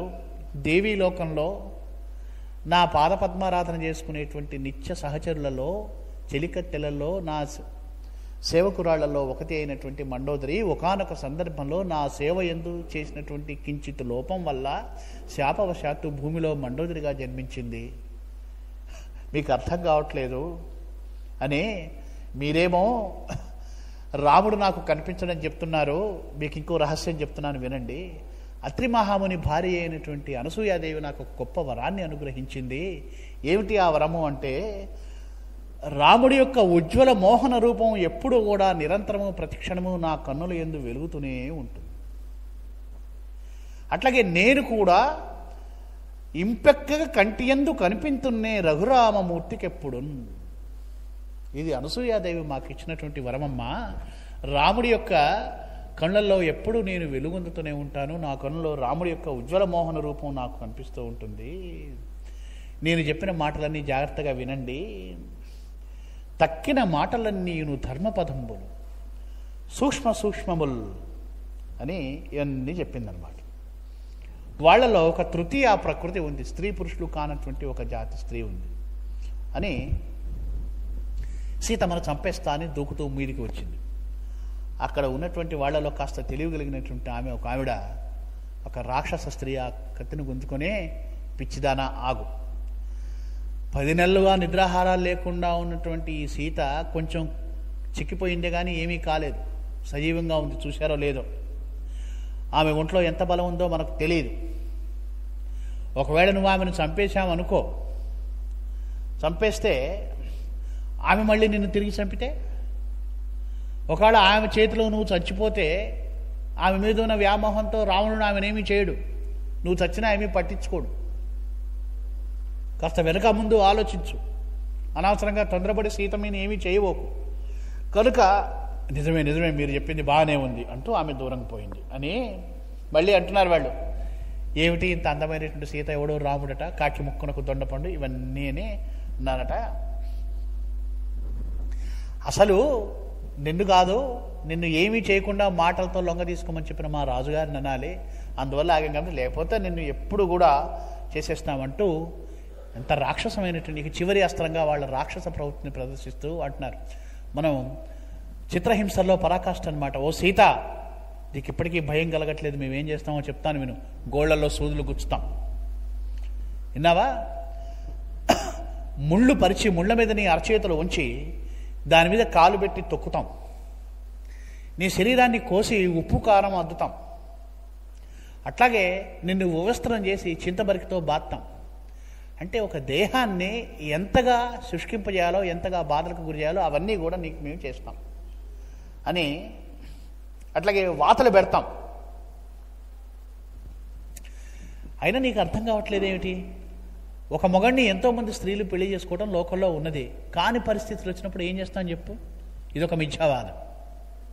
అంటే బహుభార్యాత్వం ఎందుకున్నది? ఒకే పురుషుడు ఎక్కువ మంది స్త్రీలతో ఎందుకు కలిసి జీవిస్తున్నాడు అంటే నాకు అనిపిస్తుంది మౌలికమైనటువంటి సనాతనమైన భారతీయ కుటుంబ విలువలన్నీ అడుగంటిపోయి సహజీవనం పేరుతో యువత వెర్రిపోకట్లు పోతున్నటువంటి రోజుల్ని మన చుట్టూ చూస్తూ ఉన్నాం. అందుకని రామాయణాన్ని మరింతగా ప్రవచించుకోవాల్సిన అవసరం నేడు సమాజానికి అత్యధికంగా ఉన్నదేమో అనిపిస్తుంది. రాక్షస చేత అనిపిస్తున్నాడు అనమాట ఈ మాటలని. కాని కాలం దాపురించింది కదా, కనుక ఒక పురుషుడితో ఎక్కువ మంది స్త్రీలు సుఖించడం ఏం చేస్తాం మరి? బలానికి లొంగిపోయినాం, శక్తికి లొంగిపోయినాం, ఇట్లా లొంగిపోతూ ఉన్నారన్నమాట. అంటే ఎంతటి బలవత్తరమైనటువంటి దానికి కూడా లొంగకుండా పాతివ్రత్య నిరతిని రక్షించుకోవటం సీత యొక్క ఆదర్శం అయితే, అతి తేలిగ్గా ఎదురు వచ్చేటువంటి కష్టాలకు లొంగి పరపురుషుడికి లొంగిపోవటం ఒక రకమైనటువంటి స్త్రీ ప్రవృత్తి. నిజంగా స్త్రీ జీవితం చాలా కష్టతరమైనటువంటి జీవితం అన్నమాట. అందుకనే స్త్రీకి అత్యంత స్థానం ఇవ్వబడింది అనమాట. ఎందుకంటే పాతివ్రత్య ధర్మ పాలన అత్యంత సంక్లిష్టమైనటువంటిది. కనుక అంటున్నాడు, అసలు నీకు సంగతి తెలుసా? కేవలము హింసించటంలో ప్రత్యేక శిక్షణ యముడి దగ్గర పొందినటువంటి రాక్షసులు మాలో కొంతమంది ఉన్నారు. వాళ్ళ చేత నీకు శిక్షలు విధింపజేస్తాం. పారాహుషార్ బ్రతుకగదప్పని ఎప్పుడు బ్రతుకుట లోపలను చచ్చు బ్రతుకేలా దిక్పతి మౌళి మకుటమణి రంజిత పదపీఠముగ బ్రతుక చెల్లదే యువతి అంటాడు. ఇట్లాగా చివరిగా మీరు ఎన్నైనా చెప్పండి, ఒక మాట వినండి. 7 సముద్రాలు ఇంకిపోయినా సరే, రోజు దగదగా వెలిగేటువంటి సూర్యబింబం మసిబుగ్గా మారిపోయినా సరే, సృష్టి అంతా చిల్లపెంకులుగా మారిపోయినా సరే, నేను రాముడి భార్యనే. వాయువుకి స్పర్శ గుణం పోయినా సరే, అగ్నికి కాల్చే గుణం పోయినా సరే, నీటిలో చల్లదనం పోయినా సరే, నేను మాత్రం రాముడి భార్యనే. చలించేటువంటి గుణము అగ్నిలో లేకుండా పోయినా సరే, ఏది అయినప్పటికీ కానీ సృష్టి కింద మీదుగా కాక ఆత్మ నిత్యంబుగానున్నన్ని నాళ్ళు, ఆత్మ చైతన్యవంతమైనన్ని నాళ్ళు, ఆత్మ సకలాన దీపించినన్ని నాళ్ళు అతడు పతిని, నేను భార్యనే అసురలారా. ఆత్మ పదార్థం, సత్పదార్థం ఏదైతే ఉందో అది నిలిచి ఉన్నంతకాలం అంటే శాశ్వతమైనటువంటి ఆదర్శము మా యొక్క పతి సతి సంబంధము అని చెప్పేసి అని ఇంకా వాళ్ళు చాలా బెదిరించారు. సరే, ఇవన్నీ కూడా వాళ్ళు చేశారు. ఆమె మళ్ళీ రామబాణం యొక్క ప్రశస్తిని ఇచ్చేసింది అంటూ దుఃఖపర్యంతయ్యి ఏడుస్తూ, సరే నా రాముడు అని చెప్తూ రాముడి గురించి మళ్ళీ 2 పద్యాలు చెప్పి మరిదిని గుర్తు తెచ్చుకుంటుంది. ఆ సౌమిత్రి యొకండు నా మరది మర్యాదా స్వరూపంబు, నేనా సౌమిత్రికి దేవతాకృతికి నాహా స్వామికిన్ భార్యనై, ఆ సౌమిత్రికిన్ వానికిన్ వదినగారై జన్మ సార్థక్యమై, నా సంపత్తియు మీకి రంగుటకునైన జాలదిల్తేనియుల్. శ్రీరామచంద్రమూర్తికి భార్యను కావటం ఎంత పుణ్యాల ఫలమో, లక్ష్మణుడు అనేటువంటి సద్గుణాల రాశి అయినటువంటి ప్రేమాస్పదైన నా మరిదికి వదిన కావటం నా యొక్క పుణ్యఫలమయ్యా. నేను ఉంటే వచ్చి ఒక్క రాక్షసుల్ని మాత్రమే సంహారం చేస్తాడు రాముడు, నేను లేకపోతే మొత్తం 3 లోకాలని సమస్త ప్రకృతిని నాశనం చేస్తాడు రాముడు కోపంతో. అది మీకు అర్థం కావట్లేదు కనుక నేను ఎట్లా చెప్పాలి అంటూ రాముడి యొక్క పరాక్రమాన్ని చెప్పిందనమాట. చివరికి చెప్పింది, నిత్య స్వాధ్యాయపరుడు, సత్యవ్రతుడు, మేము అయోధ్య నుంచి వెడలి వస్తూ ఉండగా వాజపేయి యజ్ఞం చేసినటువంటి వాళ్ళు, ఋషులు, మహానుభావులు అందరూ వచ్చి బతిమాలారు. వాళ్ళందరినీ కాదని స్వామి సాధుమూర్తి అడవుల్లోకి వచ్చాడు. అట్లాంటి సాధుమూర్తి చీమకు కూడా అపకారం చేయనటువంటి మర్యాదా పురుషోత్తముడైనటువంటి రాముడి చేత మీరు మహాఘోరమైనటువంటి హింస చేయించబోతున్నారు ఓ రాక్షస స్త్రీలారా, నాకందుకు బాధగా ఉన్నది అన్నది. ఈ మాటలతో రాక్షసులు కొంత జంకి వెనకబడ్డారు, కాస్త తగ్గారు. అప్పుడు సరే చివరికి ఇదంతా ఎందుకులే కానీ ఏది ఏమైనా కానీ రావణాసురుడికి ఏదో సమాధానం చెప్పుకుందాంలే, ఈమెను మాత్రం మనం చంపి తినవలసిందే అని చంపడానికి ఉద్యుక్తమైనప్పుడు అప్పుడు త్రిజట వాళ్ళను, చాలా వృద్ధ అయినటువంటి త్రిజట, ఏం చేయబోతున్నారే మీ దుంపల దగ్గర, ఆగండి ఆగండి ఆగండి, మీకు ఒక భయంకరమైన కళ నాకు వచ్చినదని మీకు చెప్తాను వినండి అని అన్నది. ఏమిటా కళ అన్నాయి. చెప్పింది. ఏమిటి? 4 దంతాలు కలిగినటువంటి ఓ తెల్లని భద్రగజం మీద రాముడు లక్ష్మణుడు ఎత్తించారు. ఈ సీత మహాలక్ష్మి, ఆమెను ఏనుగు మీద ఎక్కించుకున్నారు. తెలిమల హొన్ను కొమ్ముపై తెల్లని చల్లని పాలవెల్లి వెలుగులు పులకింపజేయు కనుగోసన నిలిచిన సీత. ఈమె పాలవెల్లి కూతురు లక్ష్మి తెల్లని వెలుగులు విరజిమ్ముతూ ఆ రాముణ్ణి చూస్తూ ఉండగా ఆయన తనకు అందమైనటువంటి హస్తాన్నిచ్చి ఆమెను తన దగ్గరికి చేర్చుకున్నాడని, కలయని పేరుగాంచి కలగాంచిన ఎప్పుడు కూడా గుండె లోపలిదగు సన్ననౌననుభవం బది ఒక్కటియే. ఓ రాక్షస స్త్రీలారా, ఇది కళ అంటున్నాను కానీ కళ కూడా కాదు, ఒక అనుభవమే. ఇది ఒక దృశ్యమే. ధరాత్మజా సలిత బాహుయుగ్మమును స్వామి కరంబులు కూడు వేళ కన్నులు పులకిల్చే శ్యామల మణుల్ తొలి ముత్యములార్చినట్టులు. ఇంద్రనీలమణులు తెల్లని కాంతులు పరిచినట్లుగా కనులకు అద్భుతమైనటువంటి అనిర్వచనమైన ఆనందానుభూతి కలిగిందే అమ్మలారా. ఇది కళ కాదు, నమ్మండి, ఇది నిజమైనటువంటి దృశ్యము. వాళ్ళు ఆకాశంలో ఉన్నటువంటి నక్షత్ర గణాలన్నీ కూడా ఆ అమ్మ యొక్క వడ్డాణపు గజ్జల్లాగా కనిపించాయి, శోభిలుతూ ఉన్నాయి. ఇక ఆమె యొక్క నఖకాంతులు తారకల్లాగా వెలుగులు ఇరుతూ ఉన్నాయి అంటూ నూపుర ఖండంలో మారీచుడు సీతను వర్ణిస్తూ రాముడితో చెప్పినటువంటి పద్యం, సీత యొక్క మహత్తును చెప్పే పద్యం మళ్ళీ ఇక్కడ మళ్ళీ వేశారు విశ్వనాథ్ గారు. అమ్మధురావలోకనములద్భుతమయ్యన ఆమె లోచనంతమ్ములు సాగినంతన శతప్రమితులు మధురేక్షు చాపఖండంబులవారు రత్నమకుటంబులవారు జగద్విలోభనస్యంబులవారు ప్రభవమదరంబుద నీలరోచిషుల్. కొన్ని వందల మంది మన్మధులు ఆమె యొక్క కంటి కాంతుల నుంచి ఉద్భవిస్తున్నారు. అంతేకాదు అంబుద నీల రోచిషులైనటువంటి శ్రీరామచంద్రులు కూడా అనేక మంది ఆమె యొక్క కొనసల నుంచి ఉద్భవిస్తున్నారమ్మా. అంటే బ్రహ్మ విష్ణు మహేశ్వరులకు ఉత్పాదింపజేయ సమర్థమైనటువంటి ఆదిపరాశక్తి ఆయమ అని చెప్పి త్రిజట చెప్పింది. చెప్పి 8 తెల్లని గుర్రాల్ని పోల్చినటువంటి మంగళప్రదమైనటువంటి రథం మీద ఆయమ ప్రయాణం చేస్తూ ఉంది. చరాచరమైనటువంటి సకల ధాత్రి అచ్చెరు ఉండగా అరవింద దళాయతాక్షుడైనటువంటి రాముడు ఆయమ్మను చేకుని ఉత్తర దిక్కుగా ప్రయాణమయ్యాడు. ఈయన ఒంటి నిండా నూనె పోసుకొని నల్లని బట్టలు కట్టుకొని నూనె త్రాగుతూ గాడిదల మీద ఎక్కి రాక్షసేశ్వరుడు ఇలా దక్షిణ దిక్కు వైపుగా ప్రయాణిస్తుంటే నేను చూశాను. ఒక బురద ఊబిలో కూరుకుపోయినాడు. కూరుకుపోతే ఒక రాక్షస స్త్రీ అతని మెడకు త్రాడు పోసి ఉరిలాగా ఊబిలో నుండి ఊడ్చి లాగి నెత్తురు చీములో నుంచి ఆయన్ని బయటికి లాగింది. అంతేకాదు రాముడితో పాటు కుంభకర్ణుడు కూడా కనిపించాడు. చూసి కాళి కర్దమ లిప్తాంగియోలి నన్నదమ్ములను లాగికొనిపోయే దక్షిణముగా నల్లని రాక్షస స్త్రీ కాళి సంహారకారిణి అయినటువంటి ఆ కాలస్వరూపిణి శక్తి వాళ్ళని దక్షిణ దిక్కుగా యముడి వైపుకు లాక్కుని పోవటం నేను చూశాను.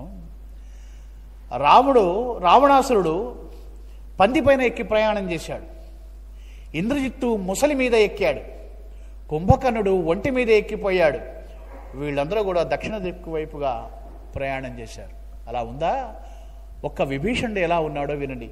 ఒక్క విభీషణుండు ధవళోజ్వల చారు నవాత పత్రము మిక్కిలి తెల్ల చీరలు మేనన నందిన గంధ పూతలు చొక్కపు రాజభోగముల్ చొప్పడ నొప్పెసలారగన్పడను తక్కిన ఎల్ల రాక్షసులు దక్షిణ దిక్కున కట్లు పోవగన్. రాక్షసులు ఇట్లా శుభమూర్తి అయి సకల మంగళకరమైనటువంటి చిహ్నాలతో విభీషణుడు ఒప్పారాడు. లంకాపురం అంతా కూడా భయంకరమైనటువంటి ఆర్తనాదాలతో, రాక్షసుల యొక్క ఆర్తనాదాలతో నిండిపోయింది అంటూ చెప్తే కలలన్నీ కలలేలే, కలలు నిజము కావు, కలయన్న మాటయే కల నుండి పుట్టే. అసలు కళ అనేటువంటి మాట కళ్ళ అబద్ధం అనేటువంటి మాట నుంచి పుట్టింది. వాళ్ళకున్నటువంటి భాషా పాండిత్యాన్ని వాళ్ళు సమర్థించుకుంటున్నారనమాట. ఇదంతా అబద్ధమేలే అని. ఎందుకంటే అది సహజం, జీవ సహజం. అది అయిష్టమైనటువంటి దాన్ని అబద్ధమని నమ్మాలని ప్రయత్నిస్తారనమాట అని. అయినా ఇతర ఎవరో పరాక్రమవంతమైనటువంటి ఒక వానర వీరుడు లంకను దహించాడు, ఇది కూడా చూశాను అని త్రిజట చెప్తే, అయినా మనకు తెలియని కోతెవుడు, కోతి అంటే వాలి ఒక్కడే కదా, పరాక్రమ సంపన్నుడైనటువంటి వానరుడు, వాడు ఎప్పుడో నిహితుడైనాడు కదా, ఇంకా మనకేం ప్రమాదం లేదు అని చెప్పేసి అని. నీకు కలలో నిప్పు కనిపించింది అన్నావు కదా, లంకను దహించబట్టం చూశానన్నావు కదా, కలలో నిప్పును చూస్తే మంచిదేలే, నీకు ధనం కూడా వస్తుంది, పిసినారి త్రిజట మాతో పంచుకుంటావా అని. అప్పుడు త్రిజట అంది, మీరు అనవసరంగా పెచ్చు మీరిపోకండి, యుద్ధం సంభవించేలాగా ఉంది, మొత్తం సమస్తమైన లంకారాజ్యము భగ్నమైపోతుంది, అందులో సందేహం లేదు. ఈ సీత ఉన్నటువంటి ఒక చోటు ఒక్కటి మాత్రమే భద్రమైనటువంటిది. ఈ సీతను కనుక ఇప్పుడు మనం ఏ హాని చేసినా, ఈమెకు సంహరించినా ఇది కూడా భద్రం కాకుండా పోతుంది, నా మాట వినండి అని చెప్పేసి అని వాళ్ళు మాట్లాడుకుంటూ ఉంటే ఈమెకి ఇంకా భయం, దుఃఖం ఎక్కువైంది సీతకు. ఏమిటి వీళ్ళు నిజంగానే సీతక త్రిజట యొక్క ఈమె ఇంకా భయపెట్టింది, యుద్ధం గురించి లంక నాశనం అవుతుందని చెప్పింది, ఆ భయంతో వీళ్ళు ఇంకా నన్ను ఏం చేస్తారో అని ఇంకా ఈమె భయం పెరగసాగిందనమాట అని. స్వామి నన్ను త్యజించాలని సంకల్పించుకున్నాడా ఏమి, ఇప్పటి వరకు రాలేదు కదా అని ఇట్లా స్వామిని చేసుకుంటూ ఉంది. ఇప్పటికి 10 సంవత్సరాలు గడిచిపోయాయి, మసిపోయిన నాకు సంవత్సరములు ఈ అనార్థమైనది హేయతమమైన కాలము గాని కాలానబడితే, కాలం కలిసి రాలేదు, దుష్టమైనటువంటి కాలానికి లోబడ్డాను నేను, ఏమవుతుందో ఏమో అని ఆమె గుడుసుళ్ళు పడుతూ ఉండగా